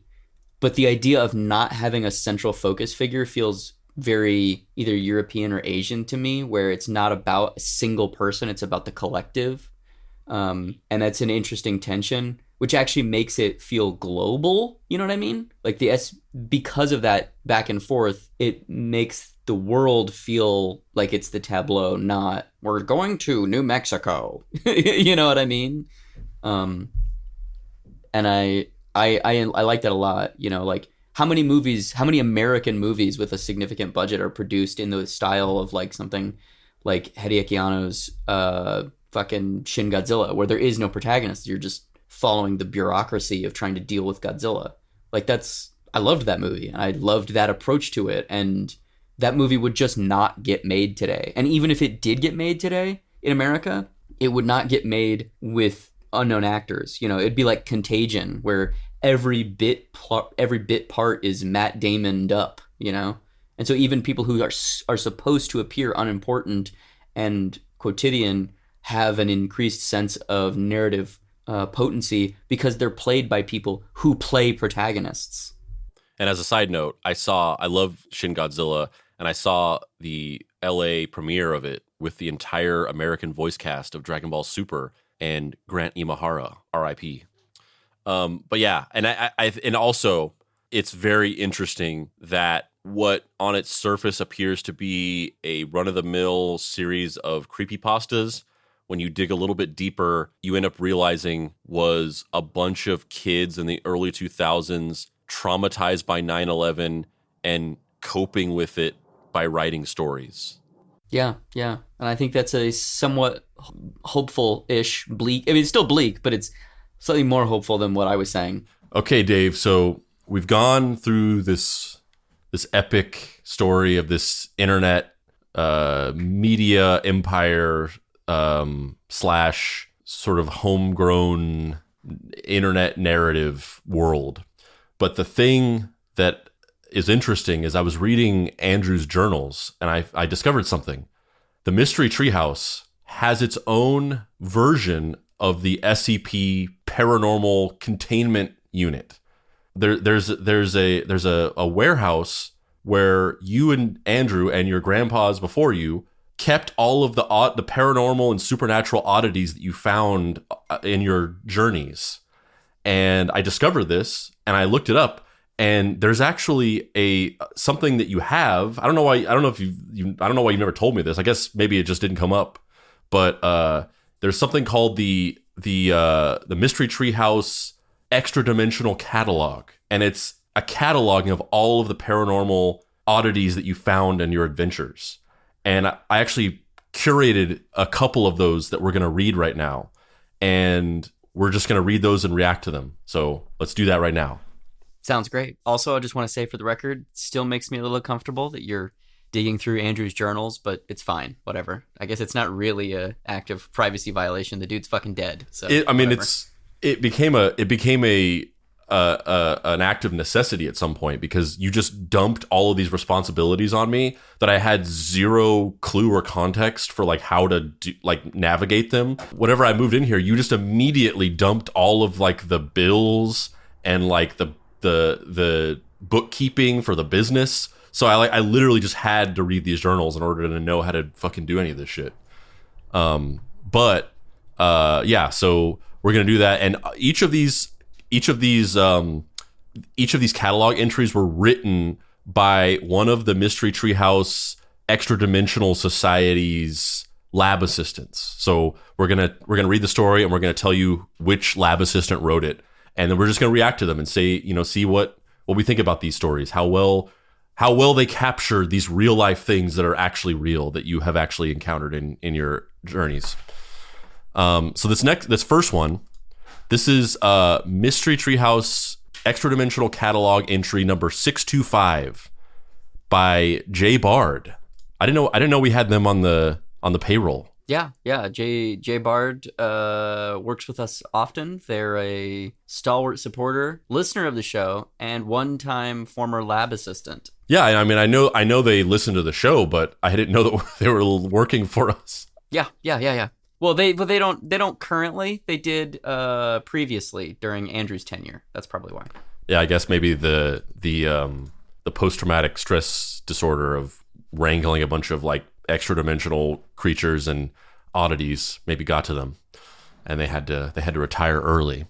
So yeah, this is Mystery Treehouse Extra Dimensional Catalog number 625. Special containment procedure. Item MTEC 625 must be kept in a plexiglass container at all times. When personnel enter MTEC 625's container, no fewer than 2 personnel with level 16 clearance can be present. One must be outside the entire time, ensuring the doors stay closed, while the other is inside with the MTEC 625. Both personnel must double check the door is completely locked and that MTEC 625 is still in the container before leaving the area. Description. Moved to MTEC in 1985, it is unclear when MTEC 625 first appeared on Earth. It is likely that it spent much of its time here camouflaged as people or objects, as it is able to shapeshift into anything at will. It's considered very lucky that MTEC 625 was caught, as it was stuck in a shapeshifting mix-up where it had a human head on a TV, walking on duck legs and feet. It is believed that no one has seen its true form, but it spends most of its time as a small, amorphous yellow blob. It appears docile, but specific stressors will cause it to go on a killing rampage. This is why only soft objects are allowed in its containment, as it seems to have no long-term memory, and can only shift into something it can currently see or has seen within the last 6 hours. MTEC has tested MTEC 625 extensively to determine the length of its memory. Please note, its stressors include, but are not limited to, vegetables of any kind, pineapple, mushy foods, true crime podcasts and TV shows, art it deems ugly. It's best to just keep all art away, as MTEC has not been able to figure out definitely what art it deems ugly without potential harm being caused to those studying it. It has been known, when stressed, to shift swiftly into something it can easily turn into a weapon, despite not having a long memory. It is able to determine what items would cause the most harm in the shortest amount of time rapidly. It's unclear how it determines this, only that it can do so in less than a minute and can kill just as quickly. MTEC-625 is monitored via video surveillance 24/7. Please check the containment center before entering. If you do not see it in its amorphous blob form, please check the surveillance footage via your table to check what it has shapeshifted into. Under no circumstances enter the containment area before locating MTEC-625, otherwise it will escape. It has escaped 15 times since it was brought to MTEC, and luckily each time it has been trapped and returned to its containment facility before it was able to exit the MTEC compound. Warning, under no circumstances is MTEC Hillsmer allowed anywhere near MTEC-625. He keeps trying to fornicate with it, and we're unsure if he's successful, if this will result in birth or replication from either of them. Yeah, I was curious if Jay Bard was going to bring up the whole fornication Hillsmer dynamic. I'd be lying if I said that those memories have left my skull. That was a brutal time. That was a brutal time. Yeah, I mean, I'm reeling at the fact that Hillsmer is one of the MTEC cataloged items. That's a whole new status quo of canon.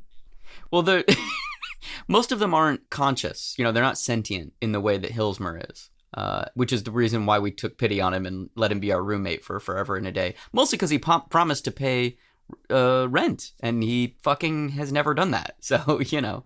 But most of these things, they're things. They're not living beings. We would never imprison a living being. You know, that's weird.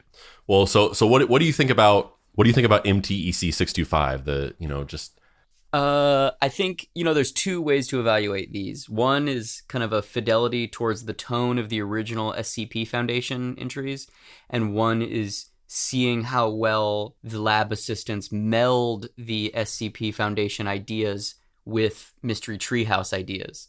And the idea that it's a shape-shifting blob that has its maybe like most common form is a TV set with a human head and duck feet is really good. Like that to me feels very Mystery Treehouse, because I lived it and it was very Mystery Treehouse. But you know what I mean? Like, well, I just love the idea that like this thing has just been living in the Mystery Treehouse for years, and we were just sitting there one day, and then it just glitched out, and then just there was a TV with a human head and like feet, and we were just like, what the fuck? and then we were just like, oh shit. One of the recurring themes in the Mystery Treehouse is that you and I watch a lot of TV, or the TV is always on. Somebody's always watching TV, and somebody always comes into the apartment, and it's like the TV plays into the narrative in some way. And so it's really funny that maybe for an extended period of time, the TV wasn't the TV, and the TV was this creature. I kind of love the idea that like during that time, like it decided to replace the TV. So for like years, it was just sitting there, shape-shifted into the TV, hiding out. And that entire time, it was just creating new shows that didn't exist. Like it wasn't actually like projecting like cable TV to us. It was just generating content. It was the whole time. It was like siphoning off little bits of like conversation between Andrew and I, where we would talk about different episodes of fucking Bacon and Legs, and it would like recreate the Bacon and Legs episodes from scratch of what it thought it was. And so when we would sit down and watch old Bacon and Legs episodes, we're like, oh, this is a lot better than I remember it, because it's just not Bacon and Legs. Yeah, or just like there was like a show that we were watching that it was just making up for like years, and we were like really invested in it, and we find out we're just like, oh, like I really wanted to know what was going to happen at the end of season 2 of Bort Bop and Sleeb. I was really invested in that plot line where Bort Bop was going through a divorce and Sleeb was helping him through it, but secretly trying to like, hook up with him. Sleeb, man. They definitely earned that title of "You never trust a Sleeb." Yeah. I mean, I don't even know if that's racist or not, but it's definitely like I'm not the one who. Yeah, I know. I'm just saying. It's a well-known stereotype. I just don't know how I don't know. Like, it feels like one of those things where it's fine to say right now, but maybe in like 2 years, it's going to be like, oh shit, like we got to go back and delete that episode. This video clip of me being like, you never trust a Sleeb is going to come back, and it's going to get us canceled. Yeah. I did not think through if there was like a rating system for these or whatever. That has not been planned. So I don't know. I don't know how to wrap up the story. I feel like it's good. I feel like there are either ones that are good or like, oh, I remember that interaction, and I've chosen not to dwell on it too much because it wasn't all that great. But I remember this one, and it was a good adventure. Yeah. This next one is MTEC number 415. This is a short and sweet one, or maybe it's not sweet. I haven't read it, so maybe it's sour. I don't know. But it's by I don't know this person's name because they didn't say it, but the name on their email is just Jr. Greg, or Junior Greg. I doubt that's their actual name, or maybe it is. I don't know. But that's all the information we have here. We're going to get an email from Greg Sr. and they're like, how could you fucking let my 10-year-old be emailing you? But yeah, either Jr. Greg or Junior Greg, if that is your real name. This is MTEC number 415. Special containment procedures. Item MTEC 415 is to be kept locked in a special mirror-lined wood box built by the intergalactic shaman Mastu Foman, whose only key was destroyed after item MTEC 415 was forced inside the box. Somehow the box keeps MTEC 415 in an inactive state while inside. Description: moved to unknown treehouse location April 2022. Item MTEC 415 is also known as one... Oh, what the fuck? It is also known as one Spandrew Spice's left eyeball? Removed after said eyeball was possessed by an evil intergalactic space demon, has the ability to control the mind and body of any sentient being alive or dead, can emit a powerful laser beam from its retina and poison gas from its optic nerve tentacles. All further information redacted. I feel like this is one of those classic treehouse assistant getting a couple cases backwards, because I don't believe that Spandrew Spice has ever had a left eye. As far as I know, I've never had a left eye. I've always had an endless black void where my left eye would be. Yeah, and you were just born that way, right? Yeah.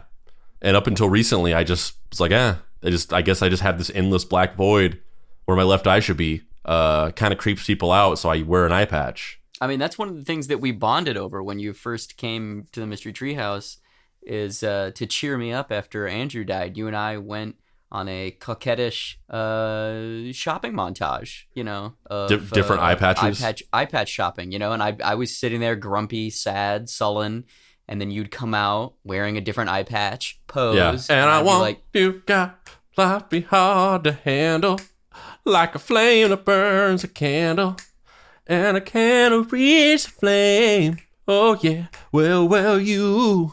I'm just coming out with like a fucking eye patch with like a sequined border on it and like rhinestones. And there was one where you had an eye patch that had a fake eye built into it, so you flipped up the eye patch and a googly eye and you were like, and that was the point where you turned around and you were like, a little smile cracked over your face, and I was like, and everyone that was watching this happen, people who were standing around were like, he's getting him. Yeah. And then the soundtrack started to merge from who is that song? I know that song. Hall & Oates? Oh, Hall & Oates, that's right. It started to merge from Hall & Oates into Wham's Last Christmas. So it's like the lyrics of Last Christmas, but grafted onto Hall & Oates. Last Christmas, I gave you my heart. You gave it away. Whoa. This Christmas, save me from tears. Yeah, that was a great day. I remember that. That was a great day. That was a good day. Yeah. But yeah, I mean, according to this MTEC entry, my left eye is like a sentient being that is kept locked in a impenetrable box that was cursed by a space shaman. I mean, maybe that's just what happens in New York, where you're from. Yeah, like when you're issued a birth certificate and they cut the umbilical cord, you have your left eye extracted and whisked away by a space shaman. Well, I mean, it could fit in because, on the news when they had that whole thing and then Because wasn't there like a whole thing with? Yeah, I don't know. I think I think that is what happened. Hopefully, it doesn't have implications. That was it. That was the whole story. That was like I said. It was a short and sweet. I'm gonna say sweet and sour. Yeah. It was a sweet and sour sauce to that one. Yeah. Mm-hmm. Yeah, I liked it. I'm not sure if it fits in.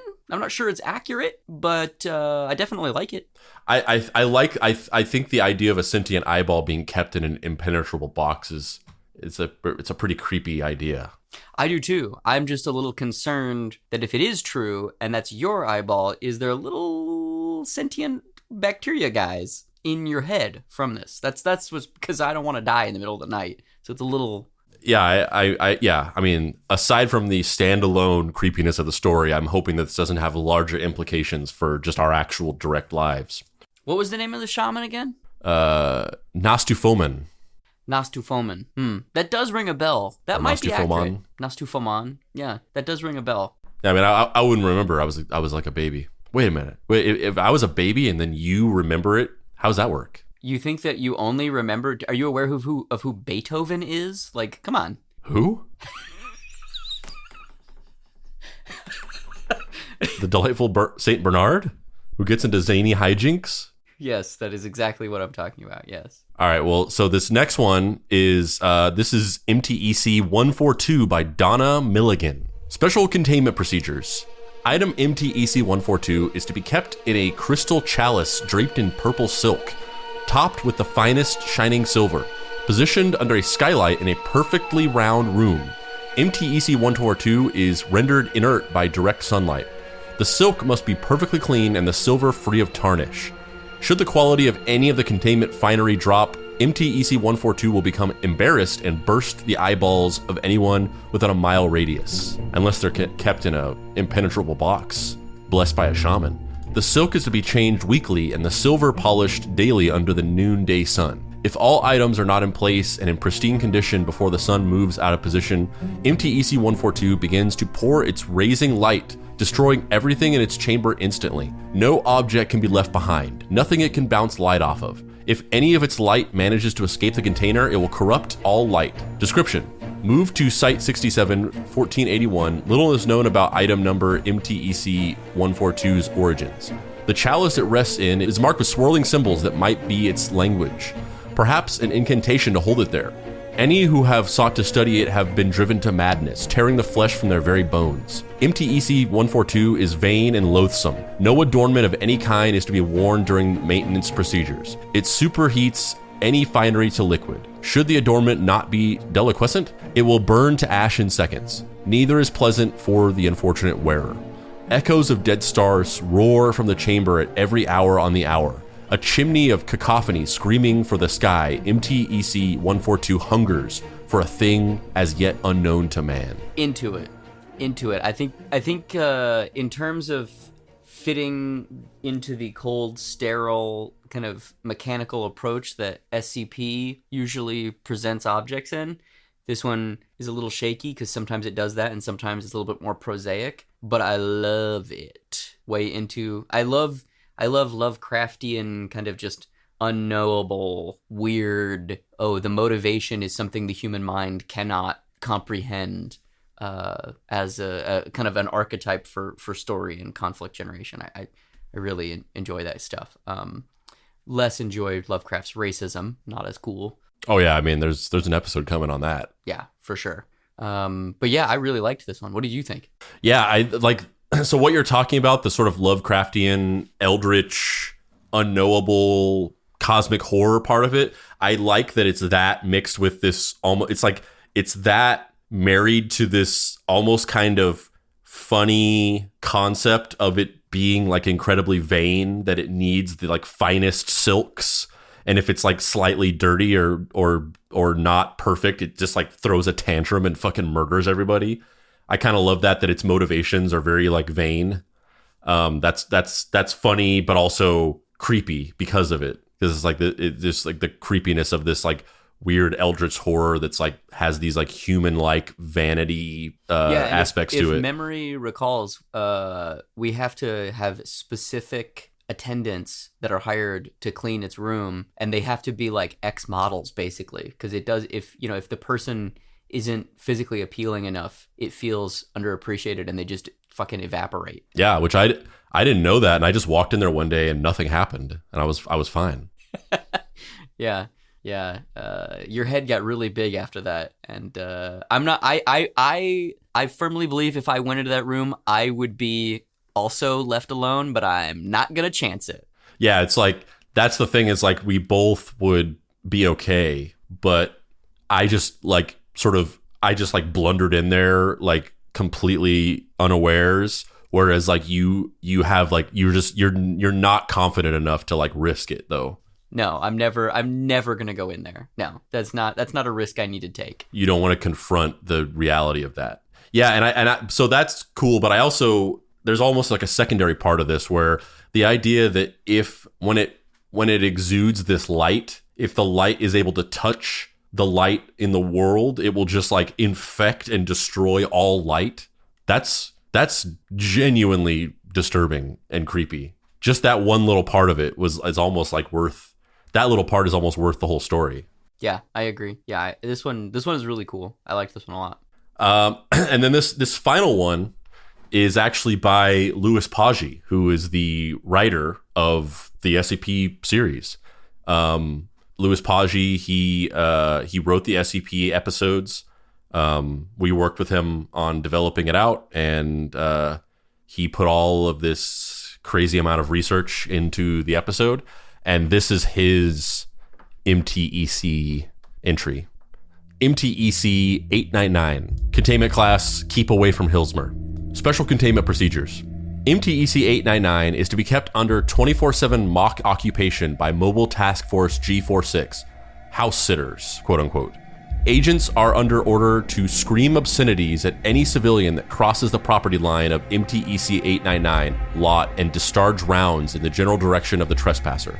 G46 agents are issued a 12-gauge double-barrel shotgun for this purpose to maintain the cover of civilian occupancy. Description: MTEC 899 is a 2-story house composed of wood and concrete located on a 4.5-kilometer plot of land in Redacted County, Ohio. MTEC 899's design and layout suggests construction in the second half of the 20th century. MTEC 899's size and layout periodically changes. No movement has been observed during this process. The object moves directly from one configuration to the other. Testing has demonstrated incidents of MTEC 899 reassigning itself decrease in correlation to time continuously occupied by humans. Extensive exploration has demonstrated a number of recurring features of MTEC 899 configurations. 1. MTEC 899 can manifest complete books, films, and other creative works in locations they would be expected in an occupied house. All works appear to be original. No authors, publishers, and copyright information listed can be linked to extant persons or groups. And there's a footnote there. 2. There is no observable limit to the number of sub-basements MTEC 899 can generate. All attempts to locate the lowest floor in the building have found staircases leading to deeper basements. 3. Sub-basements appear to be made out of manually cut sandstone and feature carved graffiti in both Latin and Basque language. The majority of phrases references the joys of domestic life, interpersonal feuds, and sexual activity. 4. Newly created objects exhibit characteristics of wear and tear appropriate to the apparent age of the new house. Footnote 1. Examples recorded include fantasy novels from the Journey to the Lands of Perkunas series, historical epic film The Flag of Gale, and PC CD-ROM game Tile Quest. MTEC 899's existence was first noted by MTEC in 1996, when it was reported as the last known location of Redacted by her neighbors. County authorities preparing to conduct a search of the area were unable to contact the property's owner. Later investigation would reveal no available records relating to the house's construction or sale. A search and rescue team sent to investigate MTEC 899's interior experienced 3 fatalities due to the anomalous properties of the site. 1. Redacted expired due to blunt force trauma to the head after falling 10 meters down a staircase that extended while he was descending it. 2. Redacted suffocated due to being trapped inside a wall. 3. Redacted was bisected by a bookcase materializing inside of her. MTEC operatives in Ohio administered Class B amnestics to the population of Redacted County. All records of the search and rescue effort pertaining to MTEC 899 were destroyed, and an alternative account of Redacted's disappearance was planted by MTEC. Agents additionally fabricated deeds giving ownership of the property to undercover MTEC agents in order to facilitate continued research of MTEC 899. Yeah, I'm into this. This is 4 for 4. I think this is really good too. What do you think? Yeah, I mean, I love this one. And it's funny because it almost kind of, the joke we were doing about the other one, the whole like generating like original TV shows to show us, like this one actually had that in it. And I haven't read this yet. Neither of us have read this yet, so that was a total coincidence. What was the name of the middle, like the movie, the something Gale? What was the title of the movie? It was a fantasy novel series called Journeys to the Land of Perkunas, a historical epic film called The Flag of the Gale, and a PC CD-ROM game called Tile Quest. Flag of the Gale, man. I want to see Flag of the Gale. I wonder how hard it is to track down a copy of that. I mean, you have to go into the house. You have to go into 899 in Ohio. I love this. I mean, you know this. My like favorite novel is fucking House of Leaves, and this has a very similar vibe to it. Yeah, I love whenever like locations are given like not necessarily sentience, because it's not guaranteed that it's sentient, but when locations are given agency, and like House of Leaves or what is his name in Doom Patrol? Danny the Street. Just the idea of a location like having human agency is just really interesting to me. So I love this idea that like the house shifts and changes, and it generates like books and movies, and people have to live in it, or else it'll like change and like escape, I guess, basically.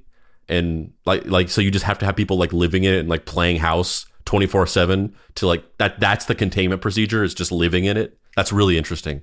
Like you like in order to contain it, like imprison it in the same way that you might put something else in a cell, you have to imprison yourself inside of it. That's really cool. I love that. But yeah, there we go. We unearthed a couple entries from the Mystery Treehouse Extra Dimensional catalog. I think they were all really fascinating, really, really well written. Thank you so much, Mystery Treehouse Extra Dimensional Catalog lab assistants, for putting those reports together. And that's it. That's the SCP fucking series. I'm Dave Baker. And I'm Spandrew Spice. This has been Deep Cuts. You can find me on the internet at heydavebaker.com, where you can find my comics, or you can find my comics in any bookstore or comic book store. You can also find me on the socials at xdavebakerx. Spandrew, where can people find you? You can find me locked in my cell, Spandrew Spice, SCP-043, or whatever the fuck I said last time. My cool guy with an eye patch. The power of being cool, still being observed, waiting in the belly of the depths of the SCP Foundation building for my time to escape and get my revenge. And you can't find me on social media because I don't use social media. But if you want to pay your respects to the dear beloved Prophet Pricey, you can go to his website, dapricewrites.com, and get his book, Deadbolt and Private Eye. If you want to follow us on social media, you can go to the Facebook page, Deep Cuts Podcast, or you can join our Facebook group, Deep Cuts Podcast Facebook group. We make memes, talk about the show, hang out. You can also join our Bitly Discord server, not Bitly server, by going to bit.ly.com/deepcutsdiscord. We talk about the show, we make memes, we hang out, we play games, we talk about other stuff. For some reason, earlier today, there was a debate about whether hot dogs should be packaged in jars or plastic wrappers. You can also follow us on Instagram at DeepCutsPod. You can follow us on TikTok at Mystery Treehouse. Or you can get some merch by going to our website, deepcutspod.com, clicking on the shop and getting hats and shirts and all that kind of stuff. Or you can get our Junior Sleuth, Mystery Treehouse Junior Sleuth shoulder patch, which is cool and drawn by Dave.